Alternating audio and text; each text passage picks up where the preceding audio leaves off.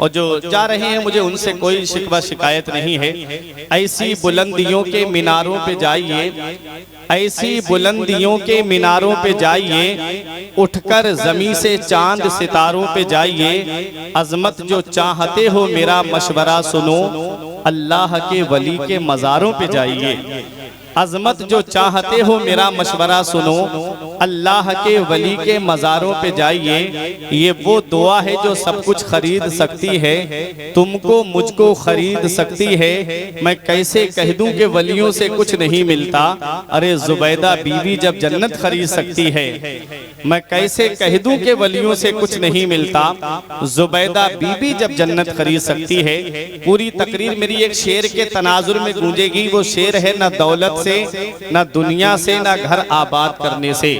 न दौलत से, न दुनिया से, न घर आबाद करने से तसल्ली दिल को मिलती है खुदा को याद करने से।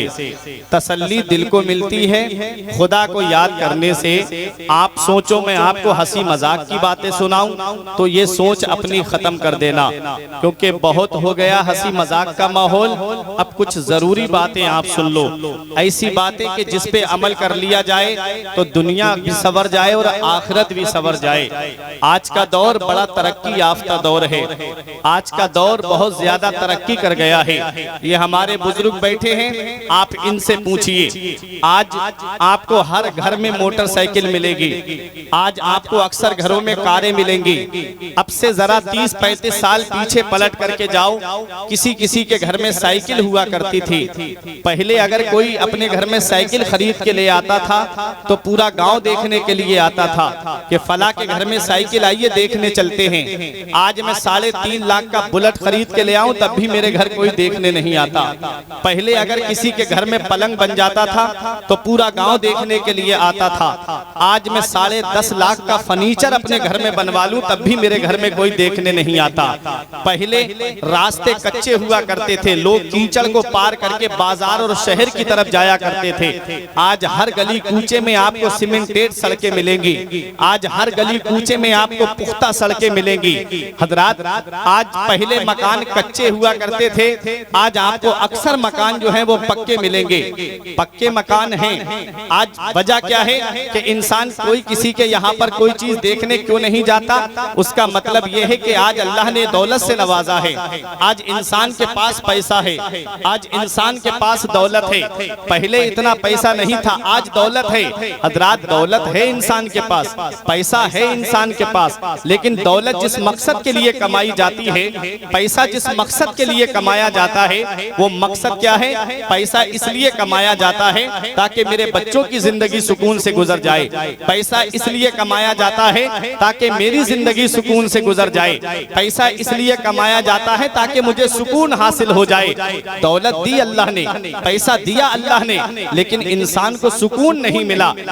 मैंने एक बुजुर्ग से पूछा कि सुकून है कहाँ, तो उन्होंने कहा मौलाना सुकून तो उसके पास है जिसके पास पैसा है, जिसके पास दौलत है। मैंने शहर के सबसे बड़े अमीर से पूछा, तेरी अमीरी का चर्चा है, तेरी रईसी का चर्चा है, तेरे अकाउंट दौलत से भरे हुए हैं, तेरे शहर में जगह जगह प्लाट पड़े हुए हैं, बता तू तो बहुत सुकून में होगा।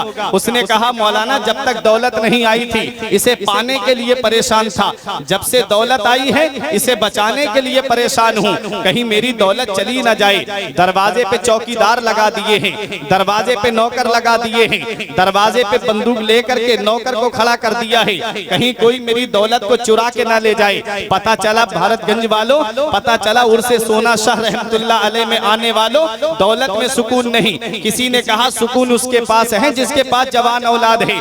मैंने एक ऐसे बुजुर्ग से बात की जिनके 3-3 बेटे जवान थे, बताओ तुम्हारे पास जवान औलाद है क्या, सुकून में हो? उन्होंने कहा मौलाना जब तक ये औलाद नहीं थी आस्थानों की खाक छान दी थी, मजारों के चक्कर लगाए थे, कोई आलिम नहीं छोड़ा जिससे औलाद के लिए दुआ ना कराई, कोई पीर नहीं छोड़ा जिससे औलाद के लिए दुआ ना कराई। और जब से मेरी औलाद जवान हुई है और जब से ये मोबाइल का दौर चला है, अब तो मेरी औलाद मोबाइल में लगी रहती है। पर कभी कभी इस औलाद की वजह से बदनामी की दहलीज तक पहुंच जाता हूं। पता चला औलाद में सुकून नहीं। किसी ने कहा सुकून उसके पास है जिसके पास कुर्सी है, पावर है, इक्तिदार है। मैंने शहर के सबसे बड़े लीडर से पूछा, शहर के सबसे बड़े नेता से पूछा, बता तेरे पास पावर है, इक्तिदार है, हुकूमत की कुर्सी है, क्या तुम सुकून में हो?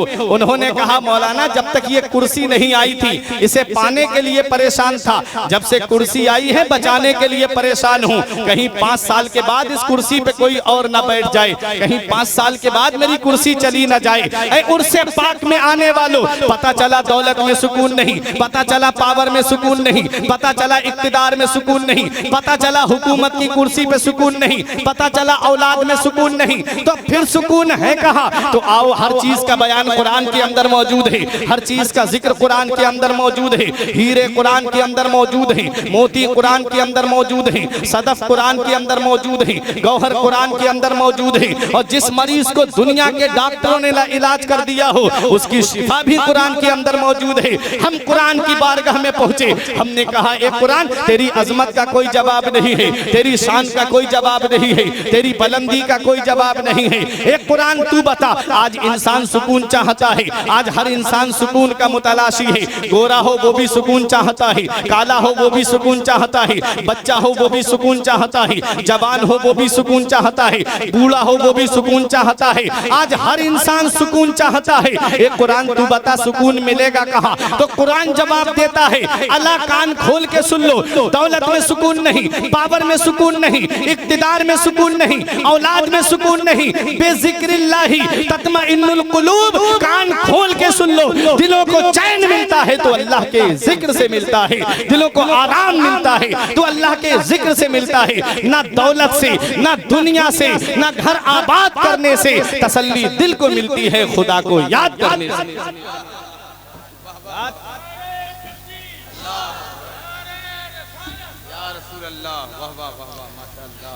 तसल्ली दिल को मिलती है खुदा को याद करने से। हजरात अब एक बात और सुन लें, दिलों को चैन अल्लाह के जिक्र से मिलता है, लेकिन मिलता क्यों है? कभी गौर किया आपने? आज अपना अपना इलाज करके जाओ उर्से पाक से। मुझे उम्मीद है यहाँ कुछ लोग डॉक्टर लोग भी बैठे होंगे, कुछ डॉक्टरी लाइन से ताल्लुक रखने वाले लोग भी बैठे होंगे, कुछ हिकमत से ताल्लुक रखने वाले लोग भी बैठे होंगे। आओ जरा देखो, दिलों को चैन अल्लाह के जिक्र से मिलता है, लेकिन मिलता क्यों है? तो सुनो, अल्लाह ने इंसान को पैदा किया है तो 2 चीजों से मुरक्कब किया है। बहुत गौर से सुनो मेरे बुजुर्गों, अल्लाह ने इंसान को पैदा किया तो 2 चीजों से मुरक्कब किया है, एक है जिस्म और एक है रूह। जिस्म को अल्लाह ने 4 चीजों से पैदा किया है, आग, पानी, मिट्टी, हवा। यही वजह है कि जब इंसान बीमार पड़ता है, जब उसे कोई मर्ज लग जाता है, जब उसे कोई तकलीफ होती है तो उसका इलाज इन्हीं 4 चीजों से होता है। आप बड़े से बड़े डॉक्टर से पूछ लें, बड़े से बड़े MBBS से आप पूछ लें, बड़े से बड़े फिजिशियन से आप पूछ लें, बड़े से बड़े सर्जन से आप पूछ लें, जब इंसान बीमार पड़ता है तो उसका पता कैसे चलता है? जब बिरयानी अच्छी नहीं लगती तो जिस्म बीमार है, जब कोरमा अच्छा नहीं लगता तो जिस्म बीमार है। अल मुख्तसर ये कि जब दस्तरखान अच्छा नहीं लगता है तो जिस्म बीमार है, और जब जिस्म बीमार होता है तो उसका इलाज दवा के जरिए होता है। बड़े से बड़े डॉक्टर से आप पूछें, कोई भी दवा हो, चाहे एलोपैथिक हो, चाहे होम्योपैथिक हो, चाहे आयुर्वेदिक हो, उसके अंदर डायरेक्ट या इनडायरेक्ट, बिला वास्ता या बिल वास्ता, इन 4 चीजों में से कोई ना कोई चीज मिली हुई जरूर होगी, तभी इंसान का इलाज हो सकता है। या तो उस दवा में पानी मिला होगा, या उस दवा में आग की आमेजिश होगी, या उस दवा में हवा की आमेजिश होगी, या उस दवा में पानी मिला होगा। जब तक ये 4 चीजों में से कोई ना कोई चीज मिलेगी नहीं, इंसान का इलाज नहीं हो सकता। पता चला कि जब जिस्म बीमार होता है तो इलाज दवा से हो जाता है, और जब रूह बीमार होती है तो फिर उसका इलाज कैसे होता है? आप कहोगे मौलाना कैसी बात कर रहे हैं? इंसान एक है, वजूद एक है, और उसमें 2 चीजें बीमार पड़ रही हैं। जिस्म अलग बीमार हो रहा है, रूह अलग बीमार हो रही है। हाँ, मैं कुरान से साबित कर सकता हूँ कि इंसान का जिस्म अलग बीमार होता है, रूह अलग बीमार होती है। अरे जब जिस्म बीमार होता है तो उसका पता चलता है कि जब दस्तरखान अच्छा नहीं लगता, जब खाना अच्छा नहीं लगता तो उसका जिस्म बीमार है, और जब रूह बीमार होती है तो उसका पता कैसे चलता है। जब नमाजों में दिल नहीं लगता तो रूह बीमार है, जब रोजे रखना अच्छा नहीं लगता तो रूह बीमार है, जब मालिक निसाब होने के बावजूद हज को जाना अच्छा नहीं, ज़कात देना अच्छा नहीं लगता तो रूह बीमार है, जब साहिब इस्तिताअत होने के बावजूद हज को जाना अच्छा नहीं लगता तो रूह बीमार है। अरे जब झूठ बोलना अच्छा लगे तो रूह बीमार है, जब एक दूसरे को धोखा देना अच्छा लगे तो रूह बीमार है, जब एक दूसरे की जमीन पर नाजायज कब्जा करना अच्छा लगे तो रूह बीमार है, जब एक दूसरे को सताना अच्छा लगे तो रूह बीमार है, जब एक दूसरे को गालियां देना अच्छा लगे तो रूह बीमार है। अरे जब सदाकत अच्छी ना लगे तो रूह बीमार है, जब अदालत अच्छी ना लगे तो रूह बीमार है, जब जज्बा सखावत में मजा ना आए तो रूह बीमार है, जब शुजाअत अच्छी ना लगे तो रूह बीमार है। अरे जब जिस्म बीमार होता है तो इलाज दवा से होता है, और जब रूह बीमार होती है तो उसका इलाज कैसे होता है? तो ये भी कुरान से पूछो, ये कुरान तू बता, जब रूह बीमार होगी तो उसका इलाज कैसे होगा? तो कुरान जवाब देता है, 15वां पारा खोल के देखो, वयसअलूनका अनिर रूह कुलिर रूह मिन अम्रि रब्बी। कुरान पैगाम देता है, वो आपसे रूह के बारे में पूछ रहे हैं, कुरान जवाब देता है। पहले ये पता लगा रूह का ताल्लुक किससे है, पहले ये पता लगा रूह का कनेक्शन किससे है, पहले ये पता लगा रूह रिलेटेड किससे है, पहले ये पता लगा रूह कनेक्टेड किससे है। अगर जुमला समझ गए तो एक भाई भी खामोश नहीं रहेगा। कुरान जवाब देता है, रूह का ताल्लुक परवरदिगारे आलम से है, रूह का कनेक्शन मौला से है, रूह रिलेटेड मौला से है, रूह कनेक्टेड मौला से है। इसीलिए जब जिस्म बीमार होता है तो इलाज दवा से होता है, और जब रूह बीमार होती है तो इलाज जिक्र खुदा से होता है। नारे तकबीर, नारे रिसालत, उलमाए अहले सुन्नत, मसलके आला हजरत, नारे तकबीर, नारे रिसालत। उसके लिए तुम्हें मस्जिदों में आना पड़ेगा, उसके लिए तुम्हें अल्लाह अल्लाह करना पड़ेगी, उसके लिए तुम्हें कलमा शरीफ की ज़रब लगाना पड़ेगी, उसके लिए तुम्हें अपने रब की बारगाह में झुक करके अपने रब को याद करना पड़ेगा। इसीलिए सिलसिला अबुल उलाइया के अंदर एक वजीफा पढ़ा जाता है जिसको हम जिक्र की महफिल कहते हैं। हज़रात वो जिक्र की महफिल क्या है? नबी से सहाबा ने पूछा, अय्यो जिक्रिन अफदलु या रसूल अल्लाह, या रसूल अल्लाह सबसे बेहतर जिक्र क्या है? नबी फरमाते अफदलु जिक्र ला इलाहा इल्लल्लाह मुहम्मदुर रसूलुल्लाह, सबसे बेहतर जिक्र कलमा शरीफ पढ़ना है। ला को खींच करके जब इल्लल्लाह पे गिराते हैं, ला को खींच करके जब इल्लल्लाह की ज़रब इस दिल पे पड़ती है, गुनाहों की वजह से दिल सिया हो जाता है, गुनाहों की वजह से दिल काला पड़ जाता है। इसीलिए हमको हमारा दिल नमाजों में नहीं लगता, हमारा दिल महफिलों में नहीं लगता, हम जिक्र की बातें नहीं सुनते, हम कुरान की बातें नहीं सुनते, हम हदीस की बातें नहीं सुनते, बस मजे के लिए आते हैं चले जाते हैं। क्यों? क्योंकि हमारा दिल सिया हो चुका है, हमारे दिल के अंदर कोई नसीहत की बात नहीं जाती। वो गुनाहों की वजह से जब दिल सिया हो जाता है तो उस दिल को साफ कैसे किया जाता है? तो जब ला को खींच करके इल्लल्लाह की ज़रब लगाई जाती है तो इल्लल्लाह की ज़रब से वो मैल दूर हो जाता है, कलमे शरीफ की बरकत से वो मैल कुचैल दूर हो जाता है, और फिर बंदे का दिल जो है वो नबी की मोहब्बत का मदीना बन जाता है। और आला हजरत अजीमुल बरकत फरमाते हैं, अल मलफूज शरीफ के अंदर है, शेख मुहियुद्दीन इब्नुल अरबी की रिवायत के ताल्लुक से फरमाते हैं, जो 70,000 मर्तबा कलमा शरीफ पढ़ करके अपने मरहूम के लिए ईसाले सवाब कर दे तो अल्लाह ताला कलमा शरीफ पढ़ने वाले को भी बख्श देता है और जिसके लिए पढ़ा गया है उसको भी बख्श देता है। अब तो बोलो मोहब्बत से सुभान अल्लाह। तुम्हारे अजीज दुनिया से चले गए, कितनी प्रॉपर्टी छोड़ करके गए, हमने क्या किया उनके लिए? क्या हम उनके लिए 70,000 मर्तबा कलमा शरीफ पढ़ करके ईसाले सवाब नहीं कर सकते?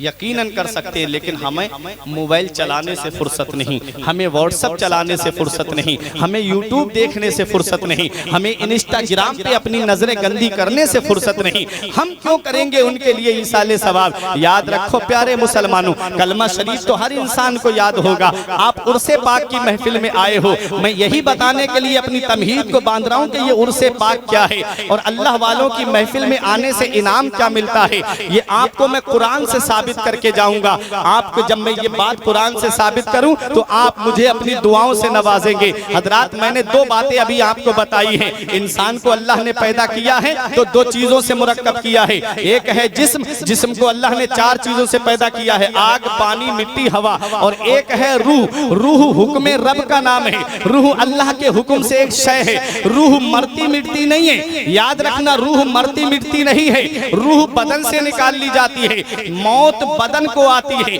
मौत जिस्म को आती है, रूह को नहीं आती। रूह निकाल करके फरिश्ता ले जाता है। और जैसे जिसके आमाल होते हैं रूह के लिए वैसी ही जगह मुंतखब की जाती है। किसी की रूह चाहे जमजम पे रहती है, किसी की रूह आलमे इल्लियीन में रहती है, किसी की रूह आलमे बरज़ख में रहती है, किसी की रूह उसकी कब्र पे रहती है। हजरात, अब बताना मकसद ये है, रूह मरती मिटती नहीं है, रूह बदन से निकाल ली जाती है। उन लोगों को पैगाम दे दो जो कहते हैं कि नबी मरकर के मिट्टी में मिल गए। अरे जब आम इंसान की रूह मरती मिटती नहीं है तो जिनके सदक़े में रूहों को पैदा किया गया है वो मेरे नबी कब्र में जिंदा क्यों नहीं होंगे? तभी तो मेरे इमाम ने पैगाम दिया था, तू जिंदा है वल्लाह, तू जिंदा है वल्लाह, तू जिंदा है वल्लाह, तू जिंदा है वल्लाह, मेरी चश्मे आलम से छुप जाने वाले। माशाअल्लाह, सुभान अल्लाह। अब सुने, अब रूह में भी दो बातें हैं, बिल्कुल जहन में उतारता हुआ जा रहा हूं आपके। अब रूह में भी दो बातें हैं, एक है रूह और एक है रूहानियत।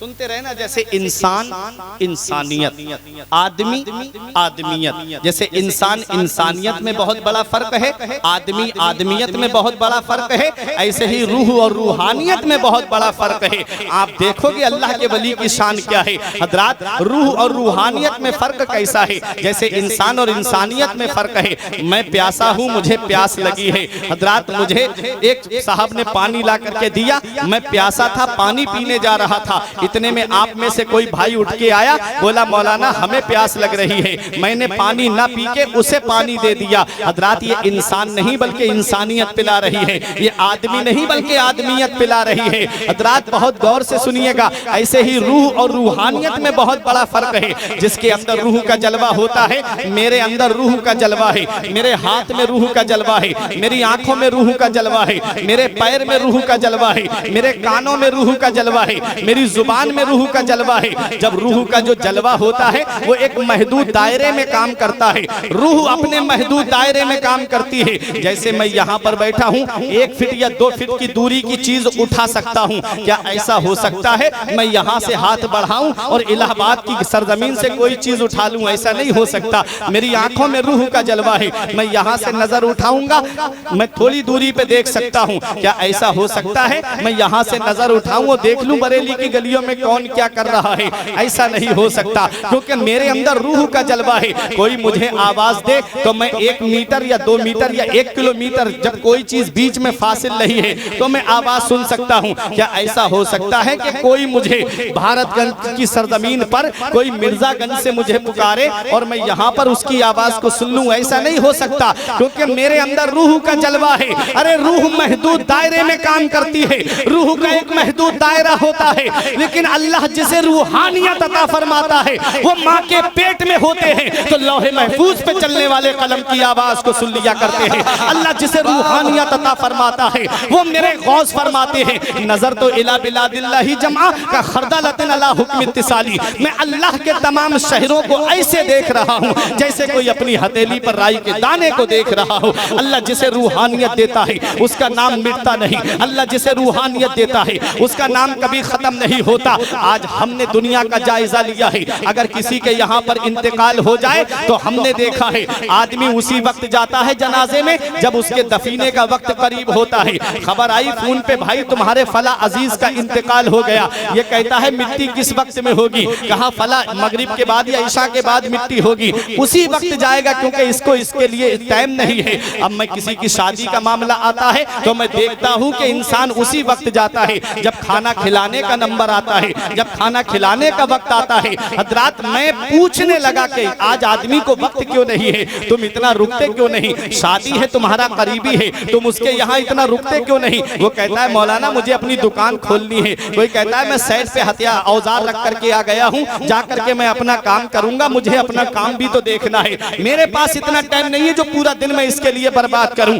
उर्से सोना शाह रहमतुल्लाह अलैह में आने वालों, रात के 12 बजे का वक्त हो गया है, आप क्यों अल्लाह के वली की मोहब्बत में यहाँ पर बैठे हो, जब तुम्हारे पास किसी के लिए टाइम नहीं है, जब तुम्हारे पास वक्त नहीं है, तुम क्यों यहाँ पर अच्छे 7 घंटे अपने गुजार रहे हो, जब तुम्हारे पास वक्त नहीं है तो क्यों यहाँ पर बैठे हुए हो। तो तुम्हें भी कहना पड़ेगा कि उसके जाने में और इनके दुनिया से जाने में बहुत बड़ा फर्क है। हम दुनिया से जाते हैं तो कोई अपने बाप को राजी करके जाता है, कोई अपनी माँ को राजी करके जाता है, कोई पड़ोसियों को राजी करके जाता है, कोई घर वालों को राजी करके जाता है। और हुजूर सोना शाह रहमतुल्लाह अलैह जब इस दुनिया से पर्दा किए तो ये घर वालों को राजी करके नहीं गए बल्कि अल्लाह और उसके रसूल को राजी करके गए हैं। और जो अल्लाह का हो जाता है फिर सारी खुदाई उसकी हो जाती है। मन काना लिल्लाही कान अल्लाहु लहू, जो अल्लाह का हो जाता है अल्लाह उसका हो जाता है, सुभान फिर अल्लाह उसका नाम मिटने नहीं देता है।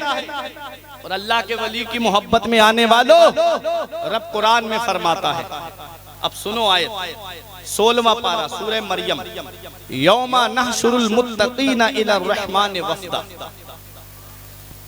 अल्लाह फरमाता है हम कयामत के दिन वलियों को अपनी बारगाह में दूल्हा बना करके बुलाएंगे। कयामत के दिन वलियों को अपनी बारगाह में दूल्हा बना करके बुलाएंगे। अब आप कहोगे ये तो मुत्तकी के लिए आया है और ये वली का तर्जमा कर रहे हैं, तो सुनो कुरान की दूसरी आयत है, इन औलियाउहु इल्लल मुत्तकून, जो अल्लाह के वली होते हैं वो मुत्तकी ही तो होते हैं, अल्लाह के वली परहेजगार ही होते हैं। और कुरान की आयत कह रही है, अल्लाह फरमाता है हम कयामत के दिन वलियों को अपनी बारगाह में दूल्हा बना करके बुलाएंगे। अब मुझे बताओ उर्से पाक में आने वालों, अगर बारात बगैर दूल्हा के चली जाए तो क्या उस बारात की इज्जत होती है?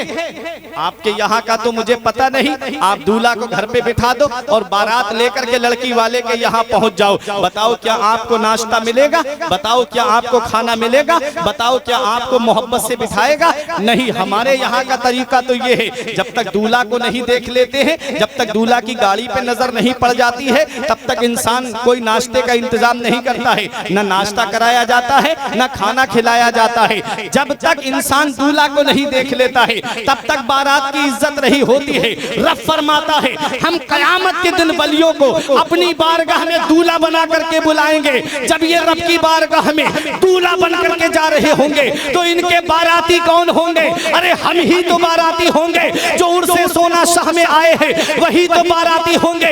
जब गौसे आजम रब की बारगाह में दूल्हा बन करके जा रहे होंगे तो कादरी पीछे पीछे बाराती बन के जा रहे होंगे। जब गरीब नवाज रब की बारगाह में दूल्हा बन करके जा रहे होंगे तो चिश्ती पीछे पीछे बाराती बन के जा रहे होंगे। अरे जब वारिसे पाक रब की बारगाह में दूल्हा बन करके जा रहे होंगे तो वारिसे पाक से मोहब्बत करने वाले उनके पीछे पीछे बाराती बन के जा रहे होंगे। और जब शाहमदार रब की बारगाह में दूल्हा बन करके जा रहे होंगे तो शाहमदार से मोहब्बत करने वाले उनके पीछे पीछे बाराती बन के जा रहे होंगे। जब आला हजरत रब की बारगाह में दूल्हा बन करके जा रहे होंगे तो रज़वी पीछे पीछे बाराती बन के जा रहे होंगे। जब हुजूर हुज्जतुल इस्लाम हामिद रजा खान रब की बारगाह में दूल्हा बन के जा रहे होंगे तो पीछे पीछे उनके गुलाम बाराती बन के जा रहे होंगे। जब हुजूर मुस्तफा रजा खान रब की बारगाह में दूल्हा बन करके जा रहे होंगे तो नूरी पीछे पीछे बाराती बन के जा रहे होंगे। अरे जब ताजुश शरिया फख्रे अजहर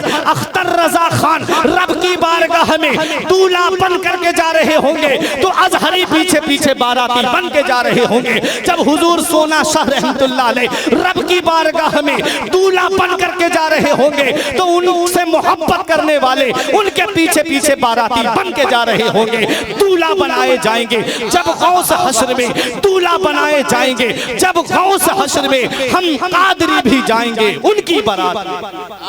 माशाअल्लाह सुभान अल्लाह। रब फरमाता है हम कयामत के दिन वलियों को अपनी बारगाह में दूल्हा बना के बुलाएंगे, और जो इनसे नफरत करते हैं, जो वलियों की शान में गुस्ताखी करते हैं, उनका क्या अंजाम होगा। इसी आयत में नीचे रब फरमाता है व नसूकुल मुजरिमीना इला जहन्नम विरदा। रब फरमाता जो वलियों के दुश्मन हैं उन्हें जहन्नम की तरफ प्यासा हाका जाएगा। जो वलियों से नफरत करने वाले हैं, जो वलियों से जलने वाले हैं, जो इनकी कब्रों का मिट्टी का ढेर बताने वाले हैं, उन्हें जहन्नम की तरफ प्यासा हाका जाएगा। हजरात, जब बकरियों का रेवड़ चलता है तो पीछे पीछे एक आदमी डंडा लेकर के चलता है। जहां बकरी ने इधर उधर खेत में मुंह डालने की कोशिश की, एक डंडा मारा जाता है, चल सीधी। ऐसे ही जब कयामत का दिन होगा, जब औलिया किराम को अल्लाह ताला सोने की कुर्सियां अता फरमाएगा। कुरान में है, कुरान शरीफ में है कि अल्लाह ताला वलियों को सोने की कुर्सियां अता फरमाएगा, मोटे मोटे रेशमी लिबास अता फरमाएगा। आयत बता दूं, हो सकता है आपके जहन में आए कि पता नहीं मौलाना ऐसी रजमन बिल गैब बोलते हो, तुक्का मारते हो। सुनो, इन्नल मुत्तकीन फी मकामिन अमीन। रब फरमाता है मुत्तकी परहेजगार वली अमन की जगह में है, शांति की जगह में है। फी जन्नातिन व उयून, बागों में है और चश्मों में है। यल्बसूना, वो पहने हुए हैं, मिन सुंदुसियों व इस्तबरकिन मुतकाबिलीन, वो पहने हुए हैं मोटे मोटे रेशमी लिबास, मोटे मोटे रेशमी लिबास पहने होंगे, और उनकी कुर्सियां आमने सामने पड़ी होंगी। मोहब्बत से बोलो सुभान अल्लाह। आमने सामने का मतलब, ये कुरान पढ़ रहा हूं मैं, अभी कोई अपनी तरफ से बात नहीं कर रहा हूं, कोई वाकया नहीं बता रहा हूं, कुरान की आयत बता रहा हूं। जो वलियों की शान में गुस्ताखी करते हैं उन्हें सुना देना ये आयत। उनकी कुर्सियां आमने सामने होंगी। गौसे आजम की कुर्सी सामने, गरीब नवाज की कुर्सी, वारिसे पाक की कुर्सी, शाहमदार की कुर्सी, हुजूर आला हजरत की कुर्सी, वहीं दूसरी जानिब हुजूर अब्दुल कादिर बदायूनी की कुर्सी, कहीं आले रसूल की कुर्सी, कहीं शाह अबुल बरकात की कुर्सी, आमने सामने होंगे। तो जो इनसे नफरत करने वाले हैं, जब उनको फरिश्ते हाँक करके जहन्नम की तरफ ले जा रहे होंगे, तो वो गौर से देखेंगे, कहेंगे अरे ये तो अब्दुल कादिर जीलानी है। वहीं पर हुजूर सोना शाह रहमतुल्लाह अलैह की कुर्सी होगी, देख करके कहेंगे अरे ये तो सोना शाह रहमतुल्लाह अलैह है। फरिश्ते मारेंगे, चल जहन्नम की तरफ, चल जहन्नम की तरफ। यहीं से हमें पता चल गया कि जो दुनिया में वलियों से मोहब्बत करता है, जो दुनिया में वलियों के नाम पे अपना सब कुछ कुर्बान करता है, जब इंसान बारात में जाता है, मिसाल से समझाता हूँ, किसी का जोड़ा 1000 का होता है, कोई 500 का जोड़ा पहन के जाता है, कोई 10,000 का लिबास पहन के जाता है, किसी का जूता 1000 का होता है, किसी का जूता 10,000 का होता है। हर तरह के बाराती होते हैं। ऐसे ही कयामत के दिन जब ये औलियाए किराम रब की बारगाह में दूल्हा बन करके जा रहे होंगे, तो आला किस्म के बाराती भी इनके बाराती होंगे, और अदना इंसान भी इनका बाराती बन करके जाएगा। जिसने थोड़ा वक्त भी हुजूर सोना शाह रहमतुल्लाह अलैह के उर्से पाक में गुजारा है, इसका बेनिफिट उसको कयामत में ये मिलेगा कि उसको अल्लाह के वली का कुर्ब मिल जाए। नारे तकबीर, नारे रिसालत, फैजाने सोना शाह बाबा, उलमाए अहले सुन्नत। ये औलियाए किराम, ये रूहानियत वाले। आप मेरे घर पे मैं आपको बुलाऊं, आप नहीं आएंगे। हजरत की तरफ से कोई इनविटेशन तो नहीं गया था अल्लाह के वली की तरफ से, आप आ गए। क्यों? ये रूहानियत खींच के ले आई, रूहानियत खींच करके ले आई। और अल्लाह के वली के उर्स में आने वालों, वली के कुर्ब से कुर्बे हुजूर मिलता है, वली के कुर्ब से कुर्बे हुजूर मिलता है, वली के दर से दिलों को सुरूर मिलता है। तेरा वो दर है मुर्शिदे बरहक, तेरे दयार से आंखों को नूर मिलता है। और वली के कदमों पे कल्बो नजर निसार करो, अरे वली से इश्क का बदला जरूर मिलता है, वली से इश्क का बदला जरूर मिलता है। हजरात, तो कुरान कहता है दिलों को चैन अल्लाह के जिक्र से मिलता है, दिलों को आराम अल्लाह के जिक्र से मिलता है। इसी आयत को जहन में रखिएगा। आज हमारी जिंदगी कैसे कट रही है, आज हम अपनी जिंदगी का जायजा लें। आज हमारे घर में 2-3 बच्चे हो और एक बीबी हो, हम सोच में पड़ जाते हैं कैसे हमारे घर का गुजारा चलेगा। कैसे हमारे घर का खर्च चलेगा। हजरात आज 2-3 बच्चों के मामला हमारे घर में आ गया तो हम उनके खर्चे के लिए सोचने लगे। अगर किसी के घर में बेटी पैदा हो जाए तो मस्जिद में जाएगा नमाज पढ़ने के लिए तो दौराने सजदा सोचेगा कि बताओ मंगनी के लिए पैसे कहां से इकट्ठे करूं।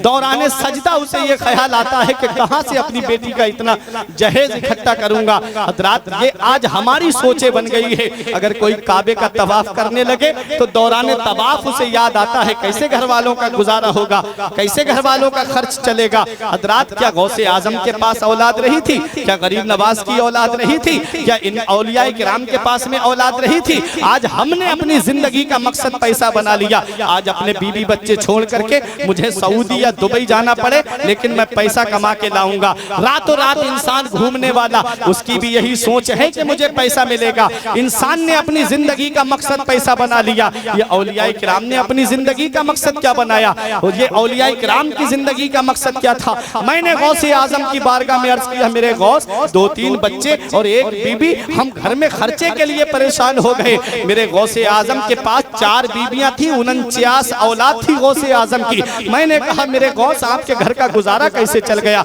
मेरे गौस आपके घर के खर्चे कैसे चल गए? तो आज भी गौसे आजम के गुंबद से आवाज आती है, मन यत्तकिल्लाह यजअल लहू मखरजन व यरज़ुकुहु मिन हैसु ला यहतसिब व मन यतवक्कल अलल्लाहि फहुवा हस्बुह। जो अल्लाह से डरता है अल्लाह उसके लिए निजात का रास्ता निकाल देता है और उसे ऐसी जगह से रोजी अता फरमाता है जहां से बंदे का वहम गुमान नहीं होता। जो अल्लाह पे भरोसा करता है अल्लाह उनके लिए काफी है। आज हमने अपनी जिंदगी का मकसद पैसा बना लिया। मेरे गौस ने अपनी जिंदगी का मकसद अल्लाह की इबादत को बनाया। मेरे गौस ने अपनी जिंदगी का मकसद अपने रब की इबादत को बनाया।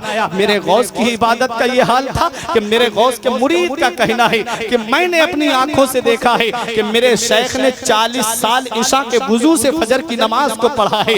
रात 40 साल गौसे आजम की ये पीठ बिस्तर से नहीं लगी। ये अल्लाह के वली की इबादत का मामला था। और कहता है वही मुरीद, कहता है मैंने अपनी आंखों से देखा है गौसे आजम 15 साल तक इस हाल में रात गुजारी है कि एक पैर खड़ा कर लेते और एक पैर जमीन पे रखते। और आपने इस हाल में 15 साल पूरी रात कुरान की तिलावत करते थे। जरा सोचो तो सही, ये गौसे आजम है जो अपने रब की इबादत में जिंदगी गुजार रहे हैं। और आज हम हैं, हमारी जिंदगी कैसे गुजर रही है? मस्जिद से आवाज आती है, हम मस्जिद में नमाज पढ़ने नहीं जाते। आज हम मुअज्जिन पुकार पुकार के कहता है हय्या अलस सला, आओ नमाज की तरफ, हय्या अलल फला, आओ कामयाबी की तरफ, लेकिन हम मस्जिद की तरफ झांक करके नहीं देखते। आज मस्जिदें हमारी वीरान हो गई। हमने अपने घरों को सिनेमा हॉल बना दिया। अगर किसी के 4 बेटे हैं तो शाम को जाकर के देख लो, चारों बेटे बिस्तर पे लेट के अलग अलग मूवी फिल्में देखते नजर आएंगे। फिर यही रोना कि मेरे घर में बरकत रही होती। कमाने वाले तो बहुत है लेकिन मेरे घर में खैर बरकत रही होती। तेरे घर में बरकत आएगी कहां से?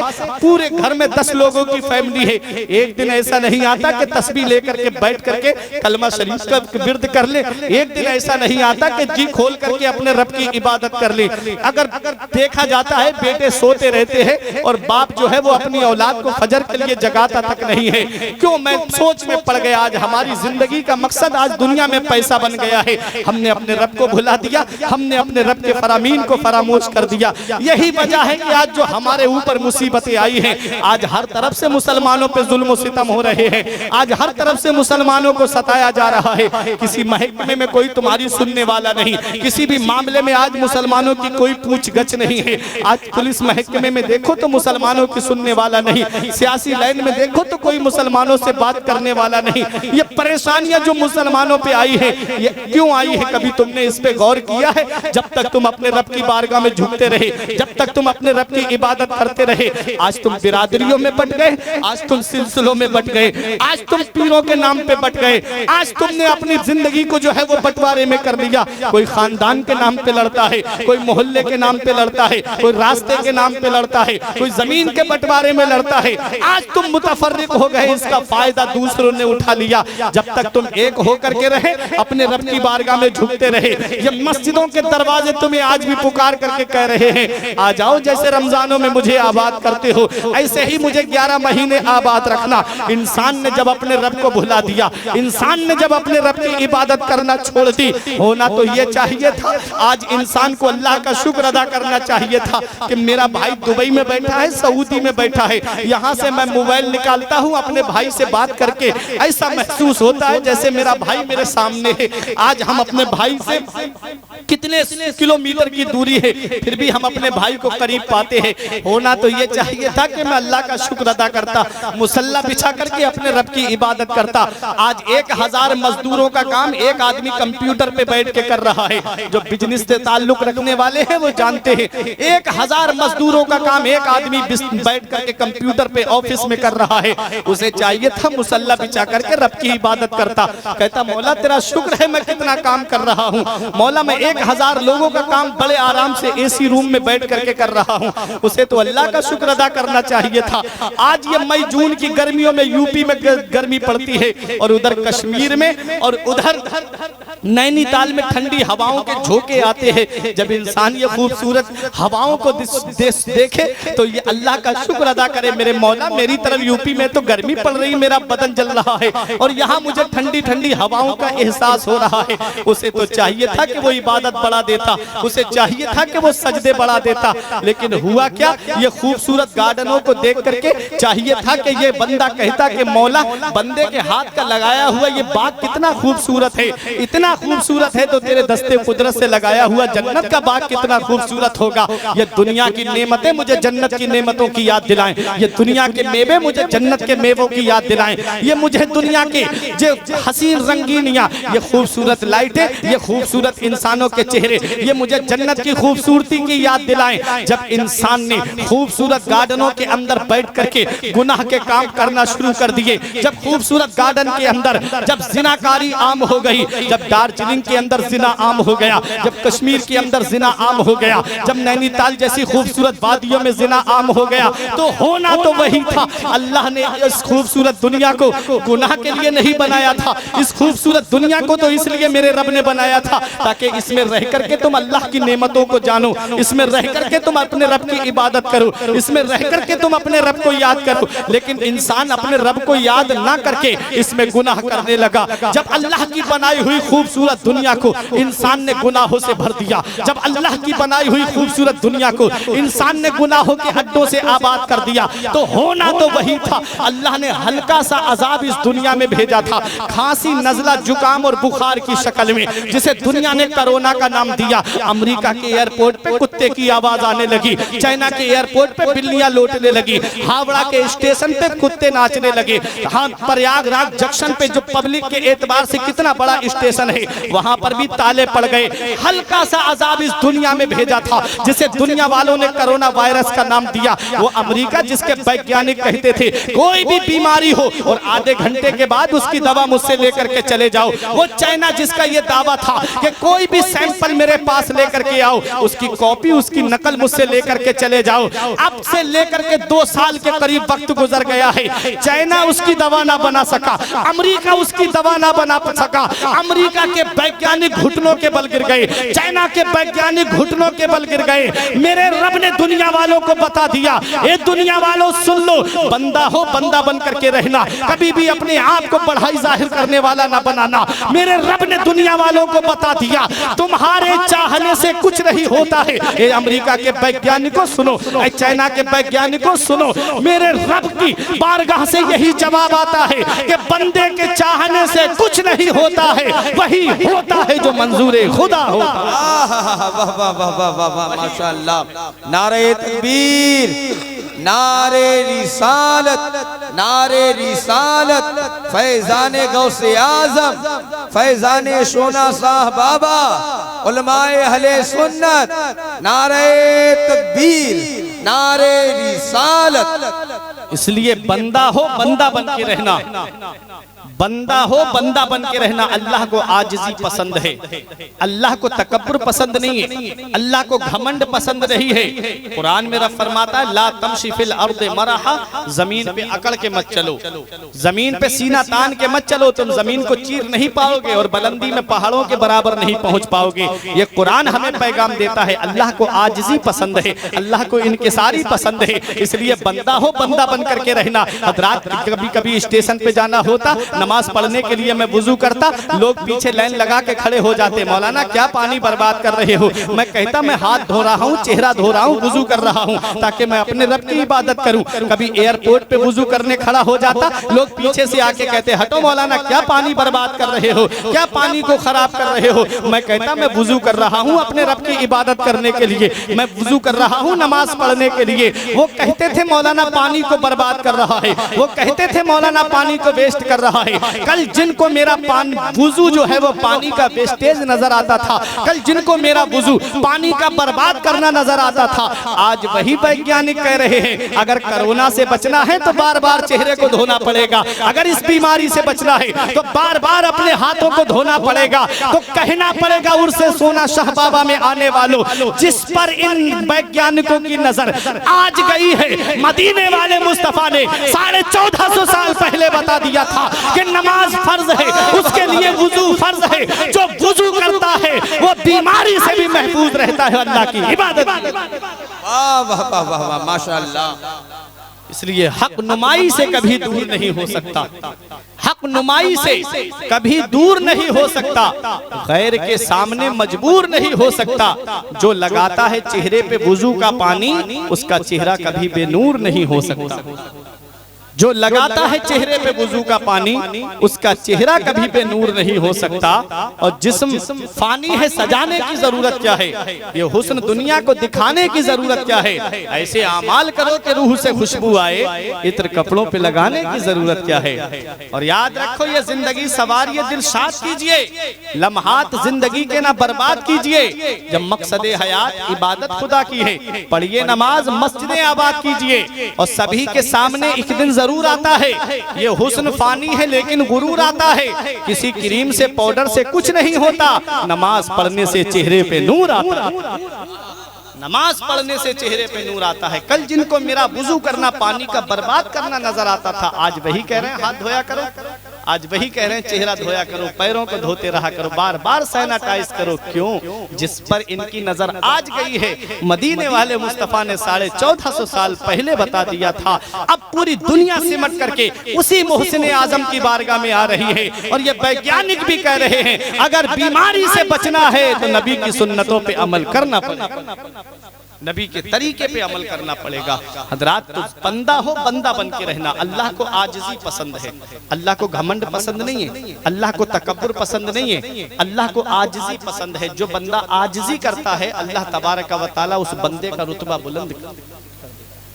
अब देखो, मैंने जो बात कही थी ना कि दिलों को चैन अल्लाह के जिक्र से मिलता है, दिलों को आराम अल्लाह के जिक्र से मिलता है, दिलों को राहत अल्लाह के जिक्र से मिलती है। आज हमारी भी जिंदगी कट रही है और ये अल्लाह वालों की भी जिंदगी कटी। कैसे कटी? आज हफ्त अकलीम के बादशाहों के महल में वो खुशी नहीं है जो झोपड़ी में अल्लाह अल्लाह करने वाले फकीर की झोपड़ी में सुकून। वजह क्या है कि ये इन्होंने अपने रब को राजी किया, इन्होंने अपने रसूल को राजी किया, इन्होंने अपने पैगंबर को राजी किया। आओ जरा देखो, मैं एक वली का वाकया आपको बता दूं। और वो वली कौन? मेरे गौसे आजम है। हजरात, गौसे आजम को इतना बड़ा मकाम कैसे मिला था, गौसे आजम को इतनी बड़ी शान कैसे मिली थी? हजरात, गौसे आजम रजी अल्लाह तआला अन्हु पैदाइशी वली हैं, मादरजाद वली हैं। अपनी माँ के पास आके कहते हैं, अम्मी आज एक जानवर ने मुझसे इंसानी आवाज में बात की, मुझे इजाजत दो, मैं इल्म हासिल करने जाना चाहता हूँ, मैं तालीम हासिल करने जाना चाहता हूँ। माँ जो मदीने वाले मुस्तफ़ा की शहजादी थी, उन्होंने कहा मेरे बेटे अगर तू किसी और काम के लिए इजाजत मांगता तो शायद मैं तुझे इजाजत ना देती। मेरे लाल, तूने मांगा भी है तो नबी की शरीयत को हासिल करने के लिए इजाजत मांगी है, इसलिए मैं तुझे रोक भी नहीं सकती, जा मेरे लाल। हजरात देखो, माँ थी 78 साल यानी 80 साल के करीब उम्र हो गई थी माँ की, लेकिन माँ ने गौसे आजम को नहीं रोका। माँ ने अब्दुल कादिर जीलानी से ये नहीं कहा बेटा बुढ़ापे में मुझे छोड़ के जा रहा है। आज की माँ होती तो कहती बेटा तू अब मुझे छोड़ के जा रहा है, क्या मैंने इसीलिए तुझे जवान किया था? क्या मैंने बेटा तुझे इसीलिए दूध पिलाया था? क्या मेरे लाल मैंने तुझे इसी दिन के लिए पाला था? आज की माँ होती अपने एहसान बताना शुरू कर देती। हजरात, वो गौसे आजम की वालिदा थी, क्योंकि जानती थी कि सरदारी इल्म से मिलती है, बुलंद रुतबा इल्म से मिलता है, बुलंद शान इल्म से मिलती है। गौसे आजम की वालिदा ने ये नहीं कहा मेरे लाल तू अब मुझे छोड़ के जा रहा है, वरना उर्से पाक में आने वालों, माँ के 3 एहसान तो ऐसे हैं कि अगर बेटा पूरी जिंदगी माँ की खिदमत करे तब भी उन एहसानों का बदला नहीं चुका सकता। वो 3 एहसान कौन से हैं? सबसे पहला एहसान ये है माँ का कि वो 9 महीने अपने शिकम में रखती है, 9 महीने अपने शिकम में अपनी औलाद को रखती है। कभी सोचा है कितनी परेशानियां उठाई होंगी, कभी सोचा है कितनी दिक्कतें माँ ने उठाई होंगी, कभी सोचा है कि माँ को कितनी परेशानियां हुई होंगी।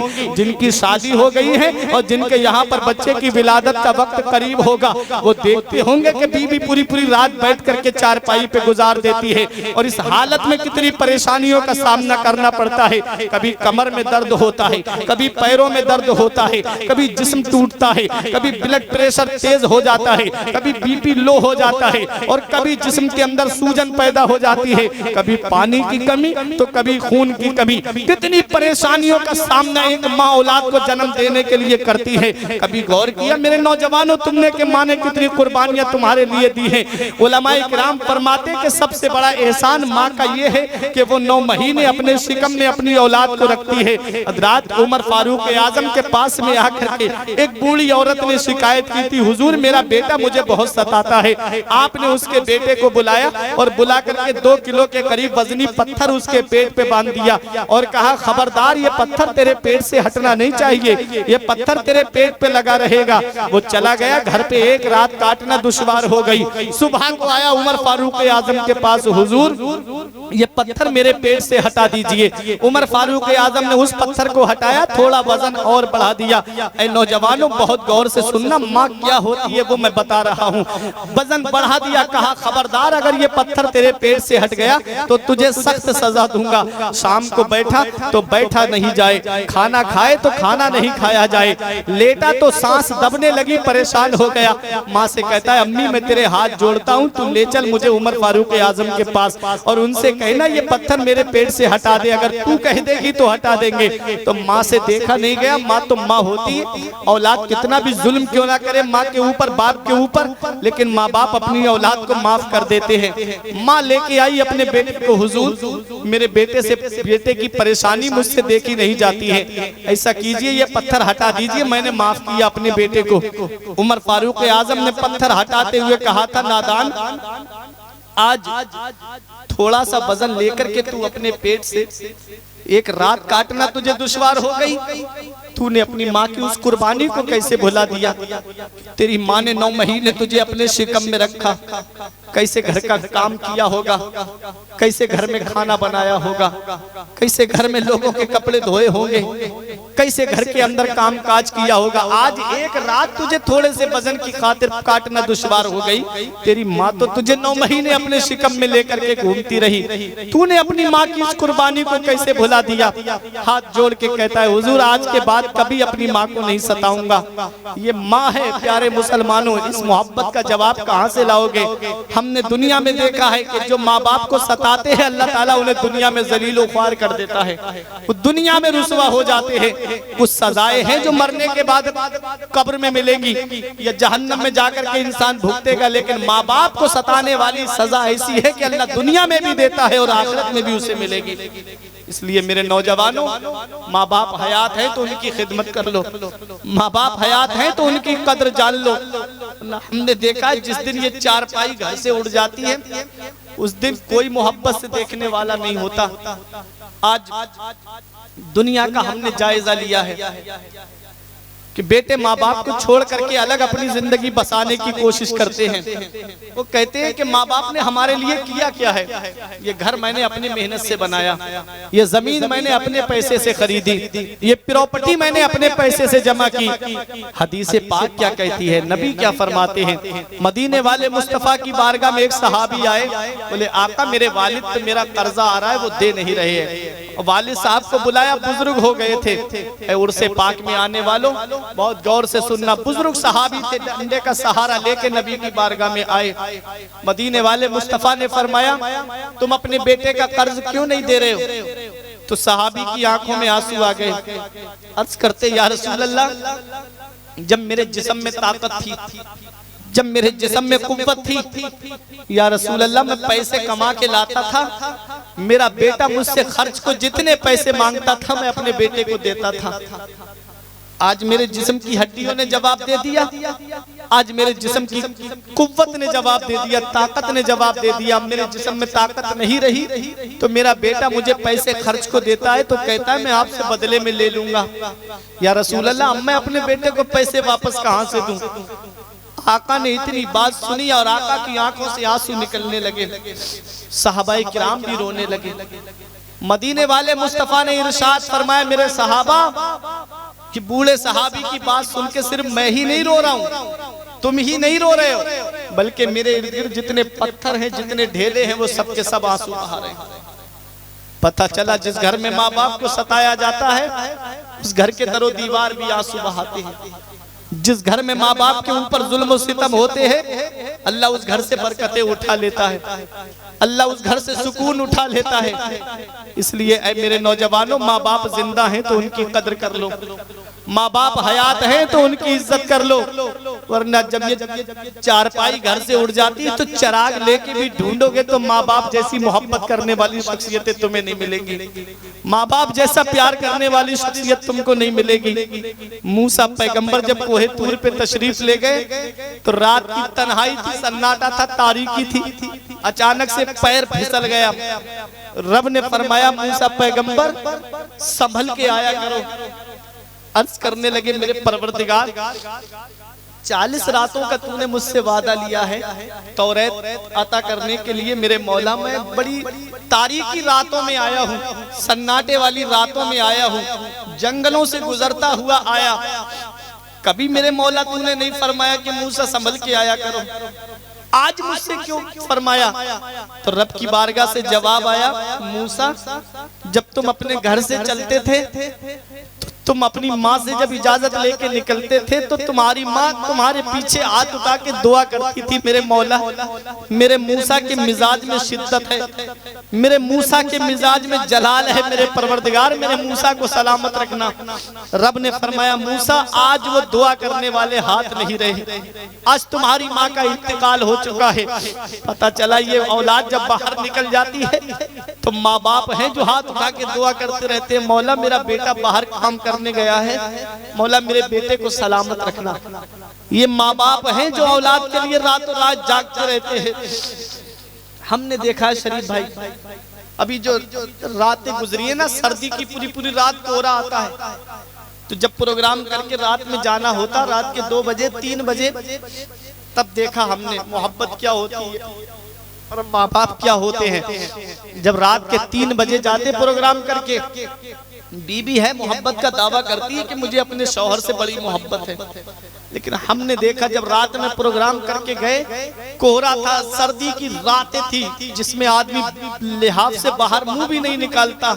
जैसे ही दरवाजे पे गाड़ी पहुंचती और जैसे ही दरवाजा खटखटाते तो अंदर से सबसे पहले या तो माँ की आवाज आती थी या बाप की आवाज आती थी कि बेटा अभी दरवाजा खोलते। बेटा घर से बाहर निकल जाए तो ये नजरें दरवाजे पे लगी रहती है कि मेरा बेटा भी घर में नहीं आया है। माँ बार बार बाहर निकल के दरवाजे पे बच्चों से पूछती है, बेटा क्या तुमने मेरे बेटे को देखा? और फोन करके अगर पूछ भी ले अपने बेटे से कि बेटा अभी तक घर पे क्यों नहीं आए, तो बेटा है कि अपनी जवानी के नशे में चूर है, कहता क्या माँ फोन करके मुझे परेशान करती रहती हो, मैं अपने दोस्तों के साथ पार्टी करने आया हूँ, क्या मुझे परेशान करती हो, मेरे भी तो कुछ शौक और अरमान है। माँ का जब खून गुस्से में बेटा काटता है, कभी तुमने सोचा उस माँ के दिल पे क्या बीतती होगी जो रात के 12 बजे 1 बजे तुम्हारा इंतजार कर रही है? कभी सोचा तुमने उस माँ के दिल पे क्या बीतती होगी? आज जिस माँ का तुमको खून अच्छा नहीं लगता, आज जिस माँ का बोलना तुमको अच्छा नहीं लगता, आज जिस बाप की नसीहतें तुम्हें अच्छी नहीं लगती, एक दिन आएगा कि कोई नहीं होगा जो तुम्हें नसीहत करेगा, कोई नहीं होगा जो तुम्हें फोन करके बात पूछेगा कि बेटा तुम कहाँ चले गए। फिर चिराग लेके भी ढूंढोगे तो माँ बाप जैसी मोहब्बत करने वाली शख्सियतें तुम्हें नहीं मिलेंगी। फिर चिराग लेके भी ढूंढते फिरोगे तो माँ बाप जैसा प्यार करने वाली शख्सियत तुम्हें नहीं मिलेगी। माँ बाप कितनी बड़ी नेमत है इसका पता तो तब चलता है जब इंसान खुद बाप बनता है, जब खुद की औलाद होती है ना तब पता चलता है कि बाप क्या होता है। जब खुद की औलाद बीमार पड़ती है तो रात के 12 बजे भारतगंज के डॉक्टरों के पास चक्कर लगाता है, डॉक्टर साहब उठो, क्या हुआ? बच्चे की तबीयत खराब हो गई, मेरे बेटे की तबीयत खराब है। डॉक्टर साहब ने मना कर दिया, डायरेक्ट रात में इलाहाबाद लेके भागता है, वहां भी फायदा नहीं होता, लखनऊ दिल्ली भागता है, कहता है डॉक्टर साहब मेरा बेटा एक ही मेरा बेटा है, अगर जमीन बिके तो बिक जाए, मकान बिके तो बिक जाए, प्रॉपर्टी बिके तो बिक जाए, घर बार बिके तो बिक जाए, लेकिन मेरे बेटे को कुछ नहीं होना चाहिए। आज का दौर बड़ा तरक्की कर गया, मेरे बुजुर्गों से पूछो 30, 35, 40 साल पीछे जरा पलट के तो जाओ, इतना दौर तरक्की वाला नहीं था। आज तो रोड पे निकलोगे तुम्हें बसें मिल जाएंगी, ट्रक मिल जाएंगे, सवारियों का इंतजाम है। पहले दौर बड़ा गुर्बत का दौर गुजरा है मेरे प्यारे भाइयों। तुम अपने बचपन को कैसे फरामोश कर देते हो? कैसे तुमने अपने बचपन को भुला दिया? कैसे तुमने अपने बचपन को फरामोश कर दिया? आज तुम्हारी औलाद बीमार पड़ी, तुम परेशान हो गए। आज तुम्हारी औलाद बीमार पड़ी, तुमने डॉक्टरों के घरों के चक्कर काटे। जरा सोच तो लेते बचपन में जब तुम बीमार पड़े थे। आज का दौर तो बड़ा तरक्की याफ्ता दौर है, आज तो हर घर में मोटरसाइकिल है, अक्सर घरों में कारें हैं और सवारियों का इंतजाम है। लेकिन जरा अपने बचपन को याद करो, जब तुम बचपन में बीमार पड़े थे, यही तुम्हारा बाप था, पैर में चप्पल नहीं होती लेकिन तुम्हें डॉक्टरों के घरों पे लेकर के गया। माँ ने अपनी चादर सर्दी में अपने बेटे को उड़ा दी, लपेट लिया अपने बेटे को ताकि सर्दी ना लगे मेरे बेटे को। अपनी चादर उड़ा करके माँ तुमको डॉक्टरों के पास लेकर के गई। आज वही माँ बाप जब बुढ़ापे की दहलीज पे पहुंचे, तुमने उनका बिस्तर घर से बाहर कर दिया। तुम्हारे बच्चे एयर कंडीशन रूम में रहे, तुम्हारे बच्चे एसी वाले रूम में रहे, तुम्हारे बच्चे कूलर की हवा खाएं और तुम्हारे माँ बाप तीनों में रह करके, झोपड़ियों में रह करके, हाथ वाले पंखे से हवा करके पूरी रात गुजारे। क्या इसी दिन के लिए माँ बाप औलाद को जवान करते हैं? क्या इसी दिन के लिए माँ बाप औलाद को पालते हैं? कौन सा मुंह लेके जाओगे महबूब दावर के सामने? कौन सा चेहरा लेके जाओगे शाफे महशर के सामने? मदीने वाले मुस्तफा ने फरमाया है, माँ बाप की रजा में अल्लाह की रजा है और माँ बाप की नाराजगी में अल्लाह की नाराजगी है। जिसे ये पता लगाना है कि उसका रब और उसका रसूल उससे राजी है या नहीं है, वो अपने घर में देख ले। अगर माँ बाप राजी हैं तो अल्लाह भी राजी है, उसका रसूल भी राजी है। और अगर माँ बाप नाराज है तो ना अल्लाह राजी है ना उसका रसूल राजी। इसलिए मेरे अजीजों, ये माँ बाप हैं, इनकी कद्र कर लो, इनकी मोहब्बतों को गनीमत जानो। ये माँ बाप की खिदमत करके अपना नाम जन्नतियों की फहरिस्त में लिखा लो, वरना वो दिन दूर नहीं है कि हर गली कूचे में जलील और रुसवा कर दिए जाओगे। जो माँ बाप का गुस्ताख होता है उसकी कहीं पर इज्जत नहीं होती, कोई उसे मुआशरे में मोहब्बत से नहीं देखता, कहता ये वही है जिसने अपने बाप को सताया है। और दुनिया में पहली मोहब्बत माँ बाप की है जो बदला मांगती है। हमने देखा है दुनिया में पहली मोहब्बत माँ बाप की है जो बदला मांगती है। अगर तुम अपने माँ बाप के साथ भलाई करोगे तो तुम्हारी औलाद तुम्हारे साथ भलाई करेगी। अगर तुमने अपने माँ बाप के साथ भलाई नहीं की तो ये उम्मीद मत रखना बुढ़ापे में कि तेरी औलाद तेरा सहारा बन जाएगी। बदला मांगती है माँ बाप की मोहब्बत। मैंने देखा है कि बुढ़ापा क्या जवानी क्या ये बचपन बांट लेते हैं, बुढ़ापा क्या जवानी क्या ये बचपन बांट लेते हैं। न होकर दिल में गुंजाइश तो आंगन बांट लेते हैं। नहीं मंजूर हिस्से में किसी बेटे को अपनी माँ, मगर आपस में बूढ़ी माँ के कंगन बांट लेते हैं। नहीं मंजूर हिस्से में किसी बेटे को अपनी माँ, मगर आपस में बूढ़ी माँ के कंगन बांट लेते हैं। तुम्हारे बच्चे बकरा ईद के दिन गोश्त खाएं और बूढ़े माँ बाप चेहरा देखें। तुम्हारे बच्चे ईद के दिन सिमई खाएं और बूढ़े माँ बाप बैठ करके तुम्हारे बच्चों का चेहरा देखें। तुम अपने बच्चों के लिए बेहतरीन मॉल से कपड़े खरीद करके लाओ और ये बूढ़े बाप माँ बाप उन्हीं पुराने कपड़ों को धो करके ईद के दिन अल्लाह का शुक्र अदा करें। क्या जवाब दोगे क़यामत में अपने रब को? अल्लाह कुरान में फरमाता है, अब सुनो 15वें पारे की आयत करीमा। रब कुरान में फरमाता है, वक़ज़ा रब्बुका अल्ला तअबुदू इल्ला इय्याहु व बिल वालिदैनि इहसाना। रब कुरान में फरमाता है, हुक्म दिया तेरे रब ने कि अपने रब की इबादत, अपने रब के सिवा किसी की इबादत ना कर, अपने रब की इबादत में किसी को शरीक ना ठहरा और अपने माँ बाप के साथ भलाई कर। अपने माँ बाप के साथ भलाई से पेश आओ। वला तकुल्लाहुमा उफ़्फ़िन वला तनहरहुमा वकुल्लाहुमा कौलन करीमा। रब कुरान में फरमाता अपने माँ बाप से उफ तक ना कहो, उन्हें झिड़को मत, उनसे तेज तर्रारी से बात ना करो, उनसे जुबान दराजी ना करो, उनसे ऊंची आवाज में बात ना करो। अगर बाप रास्ता चल रहा है तो बेटे के लिए ये हुक्म है कि बाप के पीछे चले। अगर बाप के आगे चलता है तो बेटा बेअदबों में शुमार किया जाता है। तो जब सिर्फ आगे चलने वाला बेटा बेअदबों में शुमार किया जाता है तो जो बाप से जोर से बात करे, जो बाप को बात बात पे झिड़के, जो बाप को बात बात पे डांटे, बताओ फिर उसका हाल क्या होगा। कुरान में रब फरमाता अपने माँ बाप को उफ तक ना कहो। जब भी बोलो तो मोहब्बत के साथ बोलो, जब भी बोलो तो नरमी के साथ बोलो। तुम किसी हाकिम के पास जाते होगे, किसी एसओ सीओ या डीएम के पास जाते होगे तो क्या जोर से बोलते होगे, कितने आहिस्ता बोलते होगे। माँ बाप जो है वो सरदार हैं और सरदार के सामने जोर से नहीं बोला जाता है बल्कि गुलामों की तरह आहिस्ता आहिस्ता बोला जाता है। हज़रात आगे कुरान में रब फरमाता है वख्फिद लहुमा ज़नाह ज़ुल्ल मिनर रहमा वक़ुल रब्बिरहमहुमा कमा रब्बयानी सगीरा। रब कुरान में फरमाता है, क्या पैगाम देता है मेरा रब, सुनो। रब फरमाता है अपने माँ बाप के लिए मेहरबानी का बाजू बिछाओ, अपने माँ बाप के लिए मेहरबानी का बाजू बिछाओ और उनके लिए ऐसे दुआ करो वक़ुल रब्बिरहमहुमा कमा रब्बयानी सगीरा। अपने माँ बाप के लिए ऐसे दुआ करो कि ऐ मेरे मौला तू मेरे माँ बाप पे ऐसा रहम फरमा जैसा उन्होंने बचपन में मेरे ऊपर रहम किया था। माँ बाप बचपन में औलाद पे कितना रहम करते हैं। अगर बेटा कोई गिलास तोड़ देता है या कप तोड़ देता है तो माँ डांट देती है, डांटती नहीं। बाप कहता है रहने दे मैं दूसरा ले आऊंगा। यही तो कहता है, औलाद को मारता तो नहीं है, कहता रहने दे मैं दूसरा ले आऊंगा। कुरान में रब फरमाता है अपने माँ बाप के लिए ऐसे दुआ करो कि मौला मेरे माँ बाप पे ऐसा रहम फरमा जैसा उन्होंने बचपन में मेरे ऊपर रहम किया था। हज़रात होता क्या है, उलमा फरमाते जो इंसान की अक्ल है वो 40 साल में मुकम्मल होती है। कितने?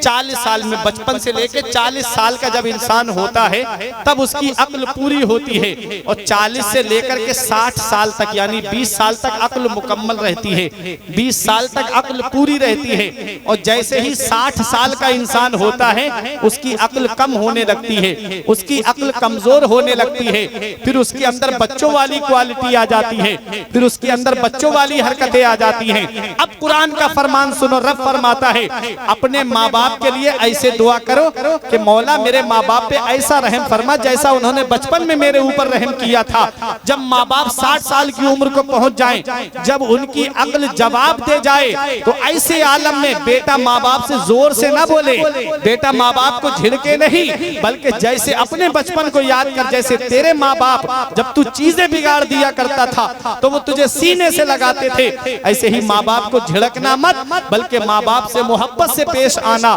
माँ बाप के लिए दुआ करते रहना मौला मेरे माँ बाप पे ऐसा रहम फरमा जैसा उन्होंने बचपन में मेरे ऊपर रहम किया। ये कुरान हमें पैगाम देता है। हदीस पाक क्या पैगाम देती है, नबी फरमाते हैं जो माँ बाप का चेहरा मोहब्बत से देख ले सुबह को तो अल्लाह ताला जन्नत के 2 दरवाजे खोल देता है। मोहब्बत से बोलो सुभान अल्लाह। और अगर एक का इंतकाल हो गया है और एक बाकी है तो उसका चेहरा मोहब्बत से देख ले तो अल्लाह ताला जन्नत का 1 दरवाजा खोल देता है। और अगर उनका इंतकाल हो गया है माँ बाप का तो हदीस पाक क्या कहती है, नबी फरमाते हैं माँ बाप का इंतकाल हो गया है तो जुमे के दिन माँ बाप की कब्र की जियारत कर ले तो गोया ऐसा है जैसे उसने दुनिया में उनकी जियारत की, जैसे उसने हयात में उनकी जियारत की। ये माँ बाप है। गौसे आजम की वालिदा ने ये नहीं कहा मेरे लाल तू बुढ़ापे में मुझे छोड़ के जा रहा है, ये नहीं कहा मेरे लाल तू बुढ़ापे में मुझे छोड़ करके अब कहाँ जा रहा है, बल्कि गौसे आजम की वालिदा ने अपने एहसान भी नहीं दिखाए, क्योंकि 3 एहसान माँ के जो हैं वो औलाद पूरी जिंदगी खिदमत करती रहे तब भी उन एहसानों का बदला नहीं चुका सकता। एक ही तो मैंने बताया कि माँ 9 महीने अपने शिकम में रखती है। दूसरा एहसान माँ का ये है कि वो औलाद को जन्म देती है। बाज औरतों का तो पैदाइश के वक्त, बच्चे की विलादत के वक्त उनका इंतकाल हो जाता है। हमने देखा है इतनी परेशानियां होती है, जब बच्चे की विलादत हो जाती तो गोया ऐसा होता है जैसे उसको दोबारा से जिंदगी मिली है, नई जिंदगी मिली है। और तीसरा एहसान माँ का ये है कि वो 9 महीने तक अपना, वो माँ जो है 9 महीने शिकम में रखती है, औलाद को जन्म देती है। तीसरा एहसान, वो 2 साल तक अपना खूने जिगर दूध की शक्ल में उसे पिलाती है। ये 3 एहसान ऐसे हैं माँ के औलाद पूरी जिंदगी माँ की खिदमत करती रहे तब भी इन एहसानों का बदला नहीं चुका सका। एक सहाबी ने अपनी अपाहिज माँ को अपनी पीठ पे सवार करके हज कराया था। हज जैसी सआदत जिसके बारे में नबी फरमाते हैं कि जो हज करके आता है तो जब वो अपने वतन वापस लौटता है तो गोया ऐसा है, गुनाहों से ऐसे पाक और साफ हो जाता है जैसे वो अभी माँ के पेट से पैदा हुआ। सहाबी ने अपनी माँ को पीठ पे सवार करके हज कराया और नबी की बारगाह में आके बोले, या रसूल अल्लाह, मैंने अपनी माँ को अपनी पीठ पे सवार करके हज कराया, क्या मैंने एहसानों का बदला चुका दिया? तो नबी ने फरमाया, तेरी विलादत के वक्त, पैदाइश के वक्त जो तेरी माँ को दर्द उठे थे, उन दर्द के झटकों में से एक झटके का तूने बदला नहीं चुकाया। अल्लाह, तो पूरी जिंदगी की बात करता है। अल्लाह अकबर, या रसूल अल्लाह, या रसूल अल्लाह, जिंदाबाद जिंदाबाद जिंदाबाद जिंदाबाद जिंदाबाद जिंदाबाद जिंदाबाद जिंदाबाद, अल्लाह अकबर, या रसूल अल्लाह सल्लल्लाहु तआला अलैहि वसल्लम। ये माँ बाप एक सहाबी हैं, यमन के नौजवान सहाबी। आप सुनेंगे, परेशान तो नहीं हो रहे हैं आप बता दीजिए, अगर वक्त ज्यादा हो जाए तो मैं तकरीर खत्म कर दूंगा। उर्से पाक में आए हो, मैं पहली बार आया हूँ उर्से सोना शाह रहमतुल्लाह अलैह में। कुछ पैगाम दे जाऊं अपने नौजवानों को। मेरे एक नौजवान ने भी अमल कर लिया तो मैं ये सोचता हूँ कि ये कयामत में मेरे लिए बख्शिश का जरिया बन जाएगा। यही सोच करके मैं बयान करता हूँ ताकि हो सकता है उतर जाए तेरे दिल में मेरी बात। नौजवान सहाबी, हदीस की रोशनी में बात कर रहा हूँ। यमन के नौजवान सहाबी आका की बारगाह में गए, जवान थे। अर्ज करते हैं, या रसूल अल्लाह, अब मैं आपकी बारगाह में आ गया हूँ, वापस नहीं जाऊंगा। नबी ने फरमाया, तुम्हारे माँ बाप हैं? अर्ज किया, हाँ या रसूल अल्लाह, मेरे माँ बाप हैं। ये उन बेटों के लिए पैगाम है जो माँ बाप की बगैर मर्जी के अपनी दुनिया अलग बसाने की कोशिश करते हैं। माँ बाप की रजा नहीं होती, माँ बाप की मर्जी नहीं होती, वो अपना बिस्तर अलग कर देते हैं। देखो हदीस पाक क्या कहती है। नबी की बारगाह में नौजवान सहाबी ने आके अर्ज किया, या रसूल अल्लाह, मैं आपकी बारगाह में आ गया हूँ, वापस नहीं जाऊंगा। नबी ने फरमाया, क्या तेरे माँ बाप हैं? हल लका अबवाया, क्या तेरे माँ बाप हैं? उन्होंने अर्ज किया, हाँ या रसूल अल्लाह, मेरे माँ बाप हैं। नबी ने फरमाया, क्या उन्हें बता के आए हो? अर्ज करते हैं, हाँ या रसूल अल्लाह, उन्हें बता के आया हूँ। नबी ने फरमाया, क्या तुम्हारे माँ बाप को ये पता है कि अब उनका बेटा वापस नहीं आएगा? अब वो नबी की बारगाह में चला गया है, वापस नहीं आएगा। कहा? नबी की बारगाह में, मदीने शरीफ में, जिसके बारे में आला हजरत फरमाते, तैबा में मर के ठंडे चले जाओ, आंखें बंद, सीधी सड़क ये शहर शफाअत नगर की है। नबी की बारगाह में सहाबी गए हैं। नबी क्या फरमाते, क्या तेरे माँ बाप को ये पता है कि तुम मेरी बारगाह में आ गए हो? कहा, हाँ या रसूल अल्लाह, पता है। नबी ने फरमाया, क्या ये बता के आए हो अब वापस नहीं आऊंगा? कहा, हाँ या रसूल अल्लाह, बता के आया हूँ कि अब उनका बेटा वापस नहीं आएगा। नबी ने इरशाद फरमाया, जब तुमने अपने माँ बाप से ये कहा था कि अब उनका बेटा वापस नहीं आएगा, तो तुम्हारे माँ बाप का हाल क्या था? वो हंस रहे थे कि रो रहे थे? सहाबी ने अर्ज किया, या रसूल अल्लाह, एक दूसरे के गले मिलकर के फूट फूट करके रो रहे थे कि उनका बेटा जा रहा है, वापस नहीं आएगा। मदीने वाले मुस्तफा के जिस्म में झुरझुरी पैदा हो गई। आका उठे, इरशाद फरमाते हैं, ए सहाबी, इरजे इलैहिमा फअदहिकुहुमा कमा अबकैतहुमा। ए मेरे सहाबी, वापस चले जाओ। ए मेरे सहाबी, जहां से आए हो वहीं चले जाओ, और जैसे माँ बाप को रुला करके आए हो वैसे उन्हें हंसा दो, वो यमन में खुश हो जाएंगे। तेरा नबी तुझसे मदीने में राजी हो। नारे तकबीर, नारे रिसालत, अज़मते वालिदैन, अज़मते वालिदैन, शोराए अहले सुन्नत, उलमाए अहले सुन्नत, नारे तकबीर, नारे रिसालत। मेरे अजीजों, मदीने वाले मुस्तफ़ा फरमाते मेरे सहाबी इरजे इलैहिमा, वापस चले जाओ, जहां से आए हो वहीं चले जाओ। फअदहिकहुमा, और अपने माँ बाप को हंसा दो। कमा अबकैतहुमा, जैसे उन्हें रुला के आए हो उन्हें हंसाओ, वो वहां पर खुश हो जाएंगे। तेरा रब भी तुझसे राजी हो जाएगा, तेरा नबी भी तुझसे राजी हो जाएगा। पता चला माँ बाप की रजा में अल्लाह की रजा है, माँ बाप की नाराजगी में अल्लाह की नाराजगी है। जिससे उसके माँ बाप राजी है उससे अल्लाह राजी है, उसका रसूल राजी है। उर्से पाक में आने वालों, आज हमारी जिंदगी का हाल कैसा हो गया है। आज हमारी जिंदगी गुनाहों के अड्डों पे गुजर रही है। आज हम अपने माँ बाप की कद्र नहीं जानते। आज मस्जिदें हमारी वीरान हो गई, सिनेमा हॉल हमसे आबाद हो गए। आज हमारे नौजवानों की जिंदगी कैसे गुजर रही है, कोई मोबाइल की स्क्रीन पे जिंदगी गुजार रहा है। आज मुआशरे के अंदर कोई किसी को इज्जत देने के लिए तैयार नहीं है। याद रखो, ये अभी शबे बारात जो गुजरी है, इस शबे बारात में अल्लाह ताला बनी कल्ब की बकरियों के बालों के बराबर लोगों की बख्शिश फरमाता है,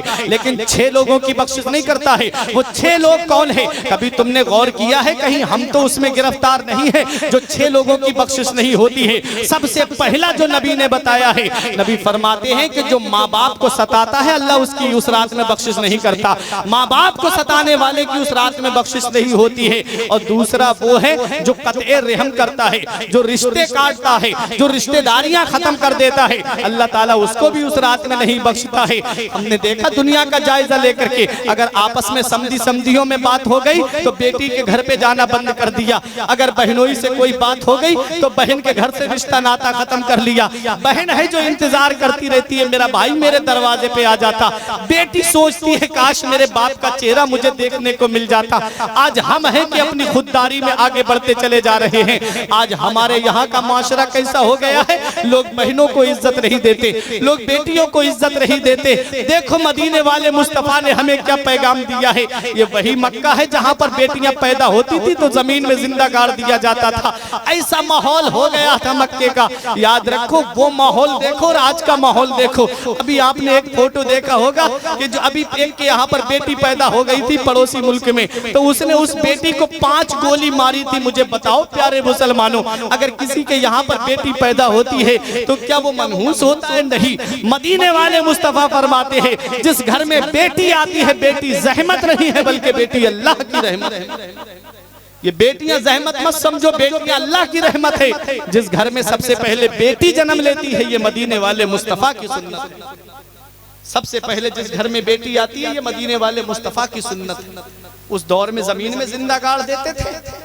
आज बेटियों को अल्ट्रासाउंड के जरिए, सोनोग्राफी के जरिए जब पता चल जाता है कि माँ के पेट में बेटी है तो उसको धारदार चम्मचों के जरिए, कैंचियों के जरिए उस बेटी को माँ के पेट में ही कत्ल करा दिया जाता है। अल्लाह कयामत में पूछेगा। अल्लाह का कुरान कहता है बिअय्यि ज़ंबिन क़ुतिलत। अल्लाह कयामत में बेटियों से पूछेगा तुझे किस गुनाह के जुर्म में कत्ल किया। मैं सोच में पड़ गया, जो शराब पी रहा है, जो गुनाह कर रहा है, सवाल उससे होना चाहिए। अगर किसी ने गुनाह किया है तो मैं उसी से तो बात करूंगा कि तूने ऐसा क्यों किया। जानी से पूछना चाहिए तूने जिना क्यों किया, शराबी से पूछना चाहिए तूने शराब क्यों पी, अरे कातिल से पूछना चाहिए था तूने कत्ल क्यों किया। लेकिन अल्लाह कातिल से नहीं पूछेगा, उन बेटियों से पूछेगा कि तुझे किस गुनाह के जुर्म में कत्ल किया गया। तो सुनो, इसलिए कि जब इंसान किसी से बात करता है तो तवज्जो उसकी तरफ रहती है कि नहीं रहती है। मैं अभी शरीफ भाई से कोई बात करूं तो मेरी तवज्जो इनकी तरफ रहेगी। बेटियों को कत्ल करने वाले को अल्लाह ये भी नहीं पसंद फरमाता है कि कयामत के दिन उससे बात की जाए। अल्लाह उसकी तरफ नजरे रहमत नहीं फरमाएगा। याद रखो प्यारे मुसलमानों, ये बेटियां क्या है जो बेटियों को कत्ल करा देते हैं। मदीने वाले मुस्तफा उनसे नाराज हो जाते हैं। आओ मैं देखो दहिया कल्बी का आपको वाकया सुनाता हूँ। कौन दहिया कल्बी है? नबी के बड़े प्यारे सहाबी है, 70 कबीलों के सरदार थे। नबी की बारगाह में आए, नबी ने दुआ की अल्लाह दहिया कल्बी को इस्लाम की दौलत अता फरमा दे। दहिया कल्बी आए नबी की बारगाह में कलमा पढ़ने के लिए, कलमा शरीफ पढ़ा। नबी ने फरमाया कलमा शरीफ पढ़ लिया है। रोने लगे दहिया कल्बी, अर्ज करते या रसूल अल्लाह कि अल्लाह मेरे गुनाह माफ कर देगा। नबी ने फरमाया तुम्हारे गुनाह क्या है? कहते आका मैं अपने कबीले का सरदार था, मेरे अंदर 70 घर आते थे अपने कबीले के, मैंने अपने इन हाथों से 70 लड़कियों को जमीन में जिंदा गाड़ दिया है। मैंने 70 70 लड़कियों को कत्ल किया है कि अल्लाह मेरे गुनाह को माफ कर देगा। मदीने वाले मुस्तफ़ा ने अपना चेहरा अनवर फेर लिया, वो सामने आ गए, या रसूल अल्लाह आप चेहरा फेर लेंगे तो हम कहाँ जाएंगे। बाईं जानिब कर लिया, वो उधर आ गए, या रसूल अल्लाह आप चेहरा ना फेरे। जिब्राइल अलैहिस्सलाम हाजिर होते हैं, अर्ज करते हैं आका दहिया कल्बी से कह दीजिए। जब उन्होंने एक मर्तबा कलमा शरीफ पढ़ा था, अल्लाह ताला ने 70 लड़कियों के गुनाह के कत्ल के गुनाह को माफ कर दिया था। दहिया कल्बी ने जब इतना सुना तो और रोने लगे।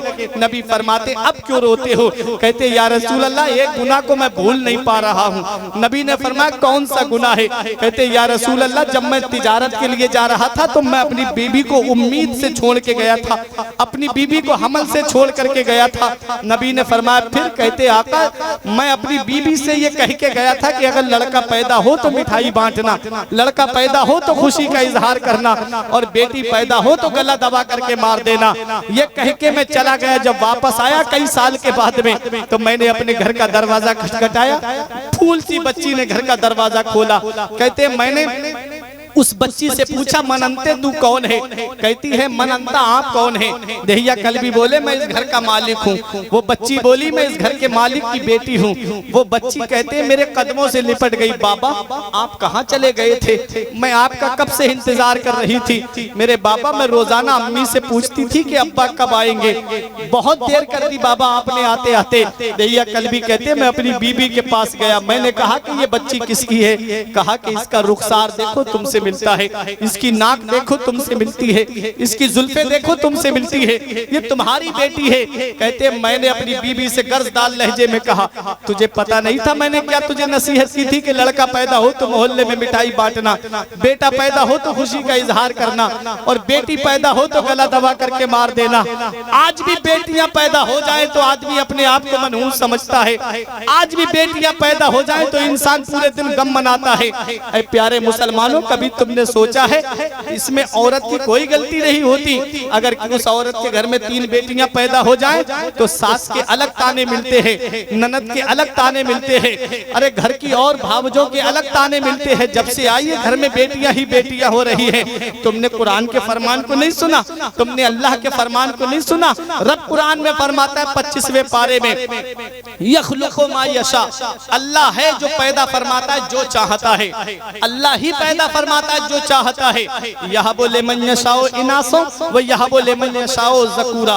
रब कुरान में फरमाता अल्लाह जिसे चाहता है उसे बेटियां अता फरमाता है, और अल्लाह जिसे चाहता है उसे बेटे अता फरमाता है। और युज़व्विजुहुम ज़ुकरानो व इनासा 25वें पारे की आयत है। रब फरमाता है कि और अल्लाह जिसे चाहता है उसे बेटे और बेटियां दोनों अता फरमाता है। पता चला बेटा देने वाली जात अल्लाह की है, बेटियां देने वाली जात अल्लाह की है। बताना मकसद ये है कि इस आयत करीमा में सबसे पहले अल्लाह ने बेटे का जिक्र नहीं किया है बल्कि बेटी का जिक्र किया है, क्योंकि जिस घर में पहले बेटी जन्म लेती है उस घर में अल्लाह की रहमतें नाजिल होती है, और अल्लाह की रहमत के फरिश्ते आते हैं उस घर की जियारत के लिए, और वो फरिश्ते कहते हैं सलामुन अलैकुम या अहलल बैत, ऐ घर वालों तुम्हारे ऊपर सलाम हो और तुम्हारे घर में बेटी का आना मुबारक हो। फरिश्ते उस घर की जियारत के लिए आते जिस घर में बेटी जन्म लेती है। हज़रात तो बेटी जिस घर में आए वो अल्लाह की देन है, इसमें औरत का कोई कसूर नहीं होता। साइंसी एतबार से भी मेरे बुजुर्ग बैठे हैं, साइंस कहती है, साइंसदां कहते हैं कि जिन कीटाणुओं के जरिए बच्चे की पैदाइश होती है वो कीटाणु 2 तरह के हैं। एक का नाम ऐस है, दूसरे का नाम वाय है। ऐस लड़के वाले कीटाणु, वाय लड़की वाले कीटाणु। औरत को ताना देने वालों, औरतों को बुरा भला कहने वालों बेटियों की पैदाइश पे देखो, साइंस कहती है कि अल्लाह तबारक व तआला ने औरत के अंदर सिर्फ ऐस वाले कीटाणु रखे हैं, सिर्फ बेटे के कीटाणु रखे हैं। मर्द के अंदर ऐस और वाय दोनों कीटाणु रखे हैं। जब ऐस से जाकर के मिलता है तब लड़का पैदा होता है, और जब ऐस वाय से जाकर के मिलता है तो लड़की पैदा होती है। तो लड़की की पैदाइश पर औरतों को गलत ठहराने वालों, इसमें औरतों का कोई कसूर नहीं है। कभी अपने बेटे को भी गलत ठहराया है? अपने बेटे को गलत नहीं ठहराया जाता, सिर्फ उस औरत को ताने दिए जाते हैं। कभी तुमने गौर किया है वो औरत किसके सहारे पे आई है? बाप का आंगन छोड़ के आई है तो शौहर की मोहब्बत में आई है। बाप का आंगन छोड़ा है तो शौहर की मोहब्बत में, बाप की ममता, माँ की ममता छोड़ी है तो शौहर की मोहब्बत में, भाइयों का प्यार छोड़ के आई है तो शौहर की मोहब्बत में, बहनों का साथ छोड़ के आई है तो शौहर की मोहब्बत में। मैं तुम्हें अपने घर पे लेकर के जाऊं, कहूं 15 दिन तुम मेरे घर पे रह लो, तुम मेरे घर नहीं रह सकते, कहोगे मुझे मेरे बाप की याद आ रही है, तुम कहोगे मुझे मेरी माँ की याद आ रही है, तुम कहोगे मुझे मेरे बहन भाइयों की याद आ रही है। और वो एक औरत अजनबी आदमी के साथ में सिर्फ निकाह के जरिए पूरी जिंदगी का सौदा कर लेती, तुम्हारे घर पे आ जाती है। और जब वो तुम्हारे घर पे आए तो उसे मोहब्बत से नहीं बोलोगे तो फिर वो मोहब्बत कहाँ तलाश करती फिरेगी। जब तुम उसे प्यार से नहीं बोलोगे तो कौन उसे मोहब्बत से बोलेगा, कौन उससे प्यार से पेश आएगा। इसलिए औरतों को पैर की जूती ना समझो, बल्कि औरतों को अल्लाह तबारक व तआला ने बाईं पसली से पैदा किया है। और बाईं पसली, बाईं साइड में दिल होता है। दिल अल्लाह चाहता तो सर की हड्डी से औरत को पैदा कर देता, अल्लाह चाहता तो पैर की हड्डी से औरत को पैदा कर देता। अल्लाह ने सर की हड्डी से औरत को पैदा नहीं किया, पैर की हड्डी से पैदा नहीं किया, बल्कि बाईं पसली से पैदा किया जो दिल के करीब है। क्या समझे, कुरान में है पूरा वाकया, क्या समझे कि बाईं पसली से पैदा किया जो दिल के करीब है। ये पैगाम दे दिया कि औरत ना तो सर पे बिठाने की चीज है, ना पैर की जूती समझने की चीज है, बल्कि दिल के करीब की पसली से पैदा किया है। इसलिए उससे मोहब्बत करो, वो दिल में बिठाने की चीज। ये शरीयत पैगाम देती है हमें। तो बेटियां पैदा हो जाएं तो अपने आप को मनहूस ना समझो, बल्कि अल्लाह तबारक व तआला की ये रहमत है। और दौलत देने वाली जात अल्लाह की है, पैसा देने वाली जात अल्लाह की है, सरमाया देने वाली जात अल्लाह की है। वो राज़िक है, गिज़ा कीड़ों को देता है, वो पत्थर में भटकता फिरता है इंसान को रोजी के चक्कर में, उड़ाने भर हवाओं में या लगा गोते समंदर में, मिलेगा बस वही जितना के लिखा है मुकद्दर में। जितना तेरी तकदीर में अल्लाह ने लिख दिया। अल्लाह कुरान में फरमाता है 15वें पारे में, वला तक़तुलू औलादकुम मिन खशियति इमलाक नहनु नरज़ुकुकुम व इय्याहुम। रब कुरान में फरमाता है अपनी औलाद को गरीबी के डर से कत्ल मत करो, अपनी औलाद को गरीबी के डर से कत्ल मत करो, हम तुम्हें भी रोजी देते हैं और तुम्हारी औलाद को भी रोजी देते हैं। रोजी देने वाली जात अल्लाह की है। कोई इंसान किसी इंसान को क्या देता है, कोई इंसान किसी इंसान को क्या देता है? अरे आदमी सिर्फ वसीला है, खुदा देता है। आदमी सिर्फ वसीला है, खुदा देता है। तो बात बेटी से निकली। उस दौर में बेटियों को जमीन में जिंदा गाड़ दिया जाता था, आज बेटियों को माँ के पेट में कत्ल करा दिया जाता है। देहिया कल भी रो रो के बता रहे थे, या रसूल अल्लाह, मैंने जब वापस आया तो मेरे घर में फूल सी बच्ची थी। ये वाकया सुनो और देखो मदीने वाले मुस्तफा ने की आंखों से कैसे आंसू निकले। मदीने वाले मुस्तफा ने फरमाया, फिर कहा, या रसूल अल्लाह, मैंने अपनी बीबी से कहा कि मेरी नसीहत तुझे याद नहीं थी कि लड़का पैदा हो तो खुशी का इजहार करना और बेटी पैदा हो तो गला दबा के मार देना। तो कहते हैं मेरी बीबी ने मुझसे कहा कि मुझे याद थी आपकी नसीहत, मेरी बच्ची जब पैदा हुई थी तो मैं इसका गला दबाना चाह रही थी, तो मेरी ममता ने मुझसे झंझोड़ करके कहा, खबरदार अगर तूने इसका गला दबा दिया, खबरदार अगर तूने इसको मार दिया तो कयामत तक के लिए बेटियों का भरोसा माँ की ममता से उठ जाएगा। मेरे शौहर क्या लड़का क्या लड़की, ये दोनों अल्लाह की देन है। मेरे शौहर देखो तो सही कितनी खूबसूरत बेटी है। नैया कल भी कहते मुझे फिर भी रहम नहीं आया, मैंने बच्ची को गोद में लिया और मैं चलने लगा जंगल की तरफ। मेरी बीबी ने मेरे पैर पकड़े, हाथ जोड़े, मैंने धक्का दिया, बीबी दूर जाकर के गिरी। कहते हैं मैं जंगल की तरफ जा रहा था, मेरे पैर में कांटे लग गए, खून निकलने लगा। मेरी बच्ची ने खून देख के मुझसे कहा, बाबा आप कहाँ जा रहे हैं? कहते मैंने कहा बेटी बस थोड़ी दूर और। कहा बाबा किस लिए? कहा दावत खाने जा रहे हैं। कहा आका, मेरी बच्ची ने खून देख के मुझसे कहा, बाबा बाप का खून बहा के दावत नहीं खानी है, वापस चलो। बाप का लहू बहा के खाना नहीं खाना, वापस चलो। कहते मुझे फिर भी रहम नहीं आया, मैं जंगल में पहुंच गया, मैं गड्ढा खोदने लगा, गड्ढा खोद रहा था। कहते मेरी बच्ची छोटे छोटे हाथों से मिट्टी निकाल के बाहर डाल रही थी। वो नहीं जान रही थी कि आज उसका बाप उसे जमीन में जिंदा गाड़ने आया है। वो नहीं जान रही थी कि आज उसका बाप उसे जमीन में जिंदा दरगोर करने के लिए आया है। कहते मेरी बच्ची ने, मुझे पसीना आया तो छोटे से दुपट्टे से मेरा पसीना साफ किया। कहते मुझे फिर भी रहम नहीं आया, मैंने अपनी बच्ची को गड्ढे में खड़ा कर दिया और मैं मिट्टी डाल रहा था तो मेरी बच्ची के पैर दब गए मिट्टी में। तो मेरी बच्ची ने हाथ उठा के कहा बाबा पैरों में बहुत दर्द हो रहा है, गोद में ले लो। बाबा पिंडलियां दर्द से फटी जा रही हैं, गोद में ले लो। बाबा बहुत दर्द हो रहा है, गोद में ले लो। कहते आका मुझे फिर भी रहम नहीं आया। कहते आका मैं मिट्टी डालने लगा अपनी बेटी के ऊपर, मेरी बेटी कमर तक दब गई। मेरी बेटी हाथ उठा के कह रही थी बाबा मुझे गोद में ले लो, मेरे पैर दर्द से फटे जा रहे हैं, बाबा मेरे जिस्म में दर्द हो रहा है, बाबा मैं आपसे किसी चीज का सवाल नहीं करूंगी, बाबा मैं कोई चीज आपसे नहीं मांगूंगी, बस मुझे गोद में ले लो। कहते आका मुझे फिर भी रहम नहीं आया, मैं और मिट्टी डालने लगा। भारत गंज के जिंदा दिल मुसलमानों, उर्से सोना शाह रहमतुल्लाह अलैह में आने वालों, तहिया कल्बी कहते जब मेरी बेटी सीने तक दब गई तब मेरी बच्ची ने आसमान की तरफ देखा और नजर उठा के कहा मौला कब तक बच्चियों को जिंदा जमीन में गाड़ा जाता रहेगा, मौला कब तक बच्चियों को जमीन में जिंदा दरगोर किया जाता रहेगा।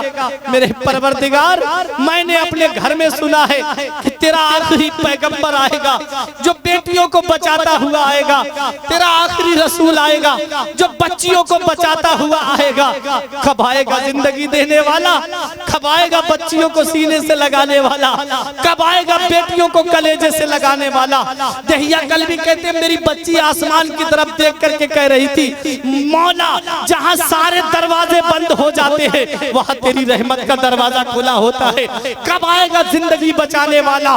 तो ऐ प्यारे मुसलमानों, तो ठीक 12 रबीउन नूर को ऐन खानाए काबा के सामने हजरत अब्दुल्ला के मकान से, हजरत अब्दुल मुत्तलिब के घर से, हजरत आमिना की गोद से सुबह सादिक के वक्त में एक आवाज फिजा में गूंजती है, चिताओं पे जलने वाली बेवाओं अब परेशान मत हो, ऐ जमीन में दफन होने वाली बच्चियों अब परेशान मत हो, तुम्हें बचाने के लिए मोहम्मद रसूलुल्लाह आ गए हैं, तुम्हें बचाने के लिए नबी आ गए हैं। मुस्तफा आए, बेवाएं मुस्कुराने लगी, मुस्तफा आए, बच्चियां मुस्कुराने लगी, मुस्तफा आए, यतीम मुस्कुराने लगे, मुस्तफा आए, कमजोर मुस्कुराने लगे, मुस्तफा आए, लागर मुस्कुराने लगे, मुस्तफा आए, गुलाम मुस्कुराने लगे। बेवाएं पुकार के कह रही थी हमें सीने से लगाने वाला पैगंबर आ गया, बच्चियां पुकार के कह रही थी हमें जमीन में जिंदा दफन होने से बचाने वाला पैगंबर आ गया, कमजोर पुकार के कह रहे थे हमें सहारा देने वाला नबी आ गया, और यतीम पुकार के कह रहे थे हमारे सर पे दस्ते शफकत रखने वाला रसूल आ गया, गुलाम पुकार के कह रहे थे हमें गुलामी से आजादी दिलाने वाला पैगंबर आ गया। मेरा इमाम पुकार के कहता है, कहती थी बेवा इलाही भेज जलवा नूर का, कहती थी बेवा इलाही भेज जलवा नूर का, दफन होती बच्चियां तकती थी रास्ता नूर का, नारियों का दौर था दिल जल रहा था नूर का, तुमको देखा हो गया ठंडा कलेजा नूर का, सुबह तैबा में हुई बढ़ता है बाड़ा नूर का, सदका लेने नूर का आया है तारा नूर का, तेरी नस्ले पाक में है बच्चा बच्चा नूर का, तू है आईने नूर तेरा सब घराना। तो ये है बेटियां। नबी ने 3 बार वाकया सुना, तीनों बार इतना रोए नबी, इतना रोए कि सहाबा कहते थे दहिया कल्बी खामोश हो जाओ, देखते नहीं आका कितना रो रहे हैं, देखते नहीं आका की आंखों से कितने आंसू बह रहे हैं। नबी फरमाते थे या कल्बी फिर से सुनाओ, तुम्हारी बेटी मुझे याद करते करते दुनिया से चली गई, तुमने छोड़ा क्यों नहीं। ये नबी की बेटियों से मोहब्बत थी। वो मक्का जहां बेटियों को जमीन में जिंदा गाड़ दिया जाता था, नबी ने अपनी बेटी फातिमा को गोद में लेके कहा लोगो बेटियां जहमत नहीं है, बेटियां अल्लाह की रहमत है। नबी फरमाते फातिमा तो बिदअतुम मिन्नी, फातिमा मेरे जिगर का टुकड़ा। वो मक्का जहां भाई अपनी बहन को खुद अपने हाथों से ज़िबा कर देता था ताकि मैं किसी का साला ना कहलाऊं, कोई मेरा बहनोई ना कहलाए। उस मक्के में नबी ने अपनी बहन शीमा से मोहब्बत करके दुनिया वालों को बहनों से प्यार करने का सबब। एक जंग के मौके पे बता दूं मैं कि बहनें क्या होती हैं और बेटियां क्या होती हैं। माँ के ताल्लुक से बात आपने सुन ली। एक जंग के मौके पे नबी के सहाबा कुछ लोगों को गिरफ्तार करके लाए। उस कबीले में जो गिरफ्तार करके आए थे उस कबीले के लोग खड़े हुए और उन्होंने चंदा इकट्ठा करना शुरू किया, फिदिया, बंदों को छुड़ाने के लिए। जैसे आज कोई जेल में पकड़ जाता है तो जाते हो कि नहीं जाते हो, पैसे देकर के उसे छुड़ा के लाते हो, लेकिन उस दौर में फिदिया दिया जाता था। तो हजरत सीमा के दरवाजे पे घर के लोग आए, मोहल्ले के लोग आए, कहा सीमा पैसे दे दो। बोली किस लिए? कहा इसलिए कि तुम्हारे शौहर को पकड़ लिया है। कहा किसने? कहा मोहम्मद सल्लल्लाहु अलैहि वसल्लम, उनके साथियों ने। हजरत सीमा ने जब मेरे नबी का नाम सुना तो कहा क्या नाम लिया? कहा मोहम्मद सल्लल्लाहु अलैहि वसल्लम। हजरत, तो हजरत सीमा ने कहा अब पैसे इकट्ठे करने की जरूरत नहीं है, अब चंदा इकट्ठा करने की जरूरत नहीं है। जिन मोहम्मद को मैं जानती हूँ, अगर ये वही है तो कोई पैसा नहीं जाएगा, मैं छुड़ा के लाऊंगी तुम्हारे घर के लोगों को। उन्होंने कहा कि सीमा फिदिया देना पड़ेगा, सीमा चंदा देना पड़ेगा। कहा नहीं, मुझे साथ में लेकर के चलो। ये कौन हजरत सीमा है? ये हजरत हलीमा सादिया की बेटी है। जब नबी को हलीमा सादिया अपने कबीले में लेकर के गई थी दूध पिलाने के लिए, तो हजरत सीमा नबी को खिलाती थी। और असर के बाद में जब बहनें अपने अपने भाइयों को लेकर के आती थी, उनके भाई काले होते लेकिन वो अपने भाई की खूबसूरती बयान करती। जब हजरत सीमा पहुंचती थी तो कहती थी कि क्या मेरे भाई का भी कोई जवाब है? तो सारी बच्चियां एक जुबान होके कहती थी सीमा तेरे भाई का कोई जवाब नहीं है। तब हजरत सीमा कहती थी या रब्बे इब्क़ी लना, ऐ मेरे परवरदिगार मुझे उस वक्त तक जिंदा रखना, आज मेरा भाई बच्चों का सरदार है, जब मैं अपने भाई को जवानों का सरदार देखूं, मुझे उस वक्त तक जिंदा और सलामत रखना। आज हजरत सीमा के लिए वो दिन आ गया है। आज हजरत सीमा नबी के दरवाजे पे जा रही है।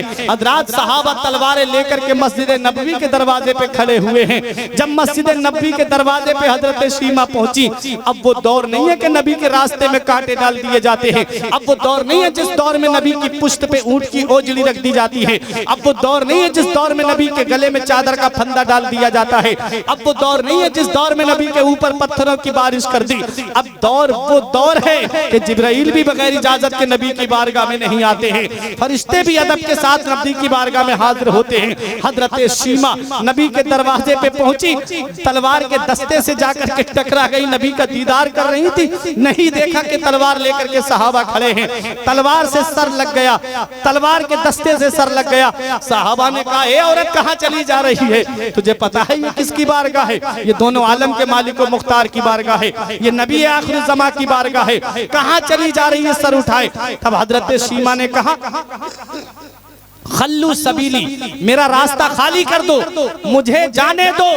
अना उख्तो नबीयकुम, मुझे नहीं पहचानते, मैं तुम्हारे नबी की बहन लगती हूँ। इतना सुनना था कि नजर नीचे झुक गए, नजरें नीचे झुक गई, तलवारें हटा ली गई। नबी की नजर जब अपनी बहन के चेहरे पे पड़ी, आका उठ के खड़े हो गए इस्तिकबाल के लिए। मदीने वाले मुस्तफा आए अपनी बहन के पास, बहन तेरा आना कैसे हुआ? मुझे बता देती, मैं तेरे घर पे आ जाता, बता कैसे आना हुआ? अर्ज करती है आका आपके सहाबा ने हमारे शौहर को कबीले के लोगों को पकड़ लिया है, मैं उनकी रिहाई के लिए आई हूँ। नबी ने फरमाया सबको छोड़ दो, सबको रिहा कर दिया जाता है। जब नबी अपनी बहन को रुखसत कर रहे थे तो नबी ने अपनी बहन को जोड़े दिए, नबी ने अपनी बहन को इनामो इकराम दिया, नबी ने अपनी बहन को खाने पीने का सामान दिया। ओ भाइयों, जब बहनों के दरवाजे पे जाया करो तो खाली हाथ न जाया करो, इन बहनों का मान रखा करो। ये बहनें बाप के इंतकाल के बाद में, ये बहनें माँ के इंतकाल के बाद में तुमसे जमीन का सवाल करने नहीं आती, तुमसे जायदाद का सवाल करने नहीं आती, तुमसे प्रॉपर्टी का सवाल करने नहीं आती। ये बहनें भाई के पास इसलिए आती है, बाप की याद आती है, भाई का चेहरा देख करके याद मिटा लेती है, भाई का चेहरा देख करके माँ की याद आती है तो भाई के पास आ जाती है। इसलिए बहनों से मोहब्बत से पेश आया करो, इसलिए बहनों से प्यार किया करो। मदीने वाले मुस्तफा अपनी बहन को रुखसत कर रहे थे तो खाने पीने का सामान दिया, घोड़े और ऊंट दिए और पहनने का लिबास दिया। उसके बाद फरमाते हैं बहन जब भी तुझे जरूरत पड़े, मोहम्मद का दरवाजा तेरे लिए हमेशा खुला हुआ है, जब भी जरूरत पड़े बहन आ जाना। नबी अपनी बहन को रुखसत करके हमको ये पैगाम दे रहे हैं, ऐ लोगों बहनों से मोहब्बत करना, ऐ लोगों बहनों से प्यार करना। मदीने वाले मुस्तफा इरशाद फरमाते हैं जिसकी 3 बेटियां हो या जिसकी 3 बहनें हो वो उसकी उसकी अच्छी परवरिश करे, उसका अच्छे घर में निकाह कर दे, अच्छी तालीम और तरबियत दे। नबी फरमाते हैं वो कयामत में मेरा इतना करीब होगा जितना शहादत वाली उंगली बराबर वाली उंगली के करीब है। ये कुर्ब किसको मिल रहा है? जो बहनों से मोहब्बत करता है। ये कुर्ब किसको मिल रहा है? जो बेटियों से मोहब्बत करता है। इसलिए उर्से सोना शाह रहमतुल्लाह अलैह में आने वालों, बहनों से प्यार करो, बेटियों से प्यार करो, माँ बाप से मोहब्बत करो। अगर जिंदगी सुकून से गुजारना चाहते हो तो इनसे प्यार करो, क्योंकि ये वो अजीम हस्तियां है कि इंसान की मोहब्बत सबसे ज्यादा उसकी बेटी के दिल में होती है, सबसे ज्यादा मोहब्बत उसकी बहन के दिल में होती है, सबसे ज्यादा मोहब्बत उसकी माँ के दिल में होती है। इन मोहब्बतों का जवाब दुनिया में नहीं है, इन मोहब्बतों का सानी दुनिया में नहीं है। इसलिए इन मोहब्बतों की कद्र कर लो। हमने देखा है कि बहन पुराने कपड़े पहनती है और भाई है कि अपने बच्चे की सालगिरह मनाता है, बच्चे के यहाँ बच्चे के लिए बर्थडे मनाता है, लाखों रुपये खर्च कर देता है, हजारों रुपये पार्टी में खर्च कर देता है। काश ये पैसे खर्च ना करके बहन के लिए खर्चे को दे देता। आज इसके बच्चे की शादी होती है, बेहतरीन डांस पार्टियां आती हैं, लाखों रुपये नाच गानों पे खर्च, लाखों रुपये बैंड बाजे और शादी में धूमधाम से खर्च कर देता है। और बहन के घर में उसकी बेटियां शादी के लिए बैठी हुई हैं, उनके सरों में बालों में चांदी उतर आ रही है। इतना खर्च ना करके कुछ पैसा बहन के घर पे दे देता, उन बहन अपनी भांजियों का रिश्ता करा देता। वो भांजियां अपने घर चली जाती, वो अल्लाह का शुक्र अदा करती। अल्लाह तेरी दौलत को खत्म नहीं करता, उनके सदके में इतना देता कि तेरी नस्लें खाती तब भी वो दौलत खत्म नहीं होती। लेकिन हुआ क्या? सिर्फ हम अपने आप को देख रहे हैं, सिर्फ अपने आप को देख रहे हैं। यहया नाम के एक शख्स हैं खुरासान के, इतनी इबादत करते थे, दिन को रोजा, रात को काबे का तवाफ। वो बुजुर्ग बयान करते हैं, एक आदमी देखा मैंने दिन को रोजा, रात को काबे का तवाफ। कहते हैं उसके पास हम एक आदमी ने अमानत रख दी थी 10,000 रुपए। जब वो वापस आए तो वो मर चुका था, जो नेक आदमी था मर चुका था। तो पूछा कि भाई मेरी अमानत दो। लड़कों ने मना कर दिया, हमें नहीं पता, भाई हमारे सामने तो दी नहीं थी अमानत तुमने। तो वो कहते पता कैसे चले? तो वो मक्के शरीफ में एक आलिम साहब के पास गए कि कैसे पता करूं मेरी अमानत कहाँ है? तो उन्होंने कहा जो मोमिन होते हैं उनकी रूहें जमजम के कुएं पे रहती हैं। मोमिन मुसलमानों की, परहेजगारों की रूहें कहाँ रहती हैं? जमजम के कुएं पे। जाओ जमजम के कुएं पे जाओ, आवाज देना उस शख्स को, अंदर से आवाज आए, पूछ लेना तेरी अमानत कहाँ रखी है, ठीक है? वो कहते मैं गया, आवाज भी कोई आवाज ही नहीं आई अंदर से। 3 दिन तक आवाज देते रहे, कोई आवाज नहीं आई। वो आए परेशान होके आलिम साहब के पास, क्या करूं, आवाज तो आई नहीं। तो वो कहते हैं अच्छा आवाज नहीं आई तो ऐसा करो, एक कुआं है जिसका नाम है बरहूत कुआं, यमन में बरहूत कुआं, वहां चले जाओ, उस कुएं पे आवाज देना, वहां गुनाहगारों की रूहें रहती हैं, वहां आवाज देना। जब वो वहां गए, आवाज दी तो अंदर से आवाज आ गई। अब सोच में पड़ गए, इतना नेक, रोजा रखे, दिन को रात को काबे का तवाफ करे, मस्जिद हरम में नमाज पढ़े, इतना परहेजगार, और इसकी रूह यहाँ, नेकों की रूहें जहाँ है वहां आवाज नहीं आई, और यहाँ गुनाहगारों की रूहों के साथ आवाज आई। तो कहा मेरी अमानत? बोले फला मेरे घर के फला कोने में रखी हुई है, वहां से निकाल लेना। बोले अमानत तो मिल गई, लेकिन इतना तो बताओ, तुम पूरी जिंदगी नमाज पढ़ते रहे, पूरी जिंदगी दिन में रोजा रखते, रात को काबे का तवाफ करते, अल्लाह की इबादत करते, पूरी इबादत में जिंदगी गुजर गई, लेकिन तुम यहाँ कैसे? तो बोले एक गुनाह की वजह से, सिर्फ एक गुनाह की वजह से। वो गुनाह क्या है? कहा मेरी बहन अपाहिज थी, मेरी बहन माजूर थी, मैंने उसको छोड़ दिया और अपनी जिंदगी अलग गुजार रहा था, उससे कोई मेरा ताल्लुक नहीं था। जब मैं मरा तो अल्लाह ने मुझसे पूछा, तू तो पेट भर के खाता रहा, तूने बहन को सोचा तेरी बहन का पेट भरा कि नहीं भरा? तू तो बेहतरीन लिबास पहनता रहा, तेरी माजूर बहन ने भी लिबास पहना, तू तो खूब पानी शिकम सैर होके पीता रहा, तुझे बहन का ख्याल नहीं आया? सिला रहमी, नबी फरमाते हैं जो रिश्ता काटे तू उससे रिश्ता जोड़, क्योंकि जो रिश्तेदारी खत्म करता है, जो रिश्तेदारी काटता है, शबे बारात में अल्लाह ताला उसको नहीं बख्शता है। रिश्तेदारी जोड़ने का हुक्म है, जो रिश्तेदारी काटे, तुम बात बात में रिश्तेदारी खत्म कर दे तो जरा सी झगड़ा क्या हो गया, बहनों ही से कह दिया आज के बाद कभी तुम्हारे दरवाजे पे कदम नहीं रखूंगा।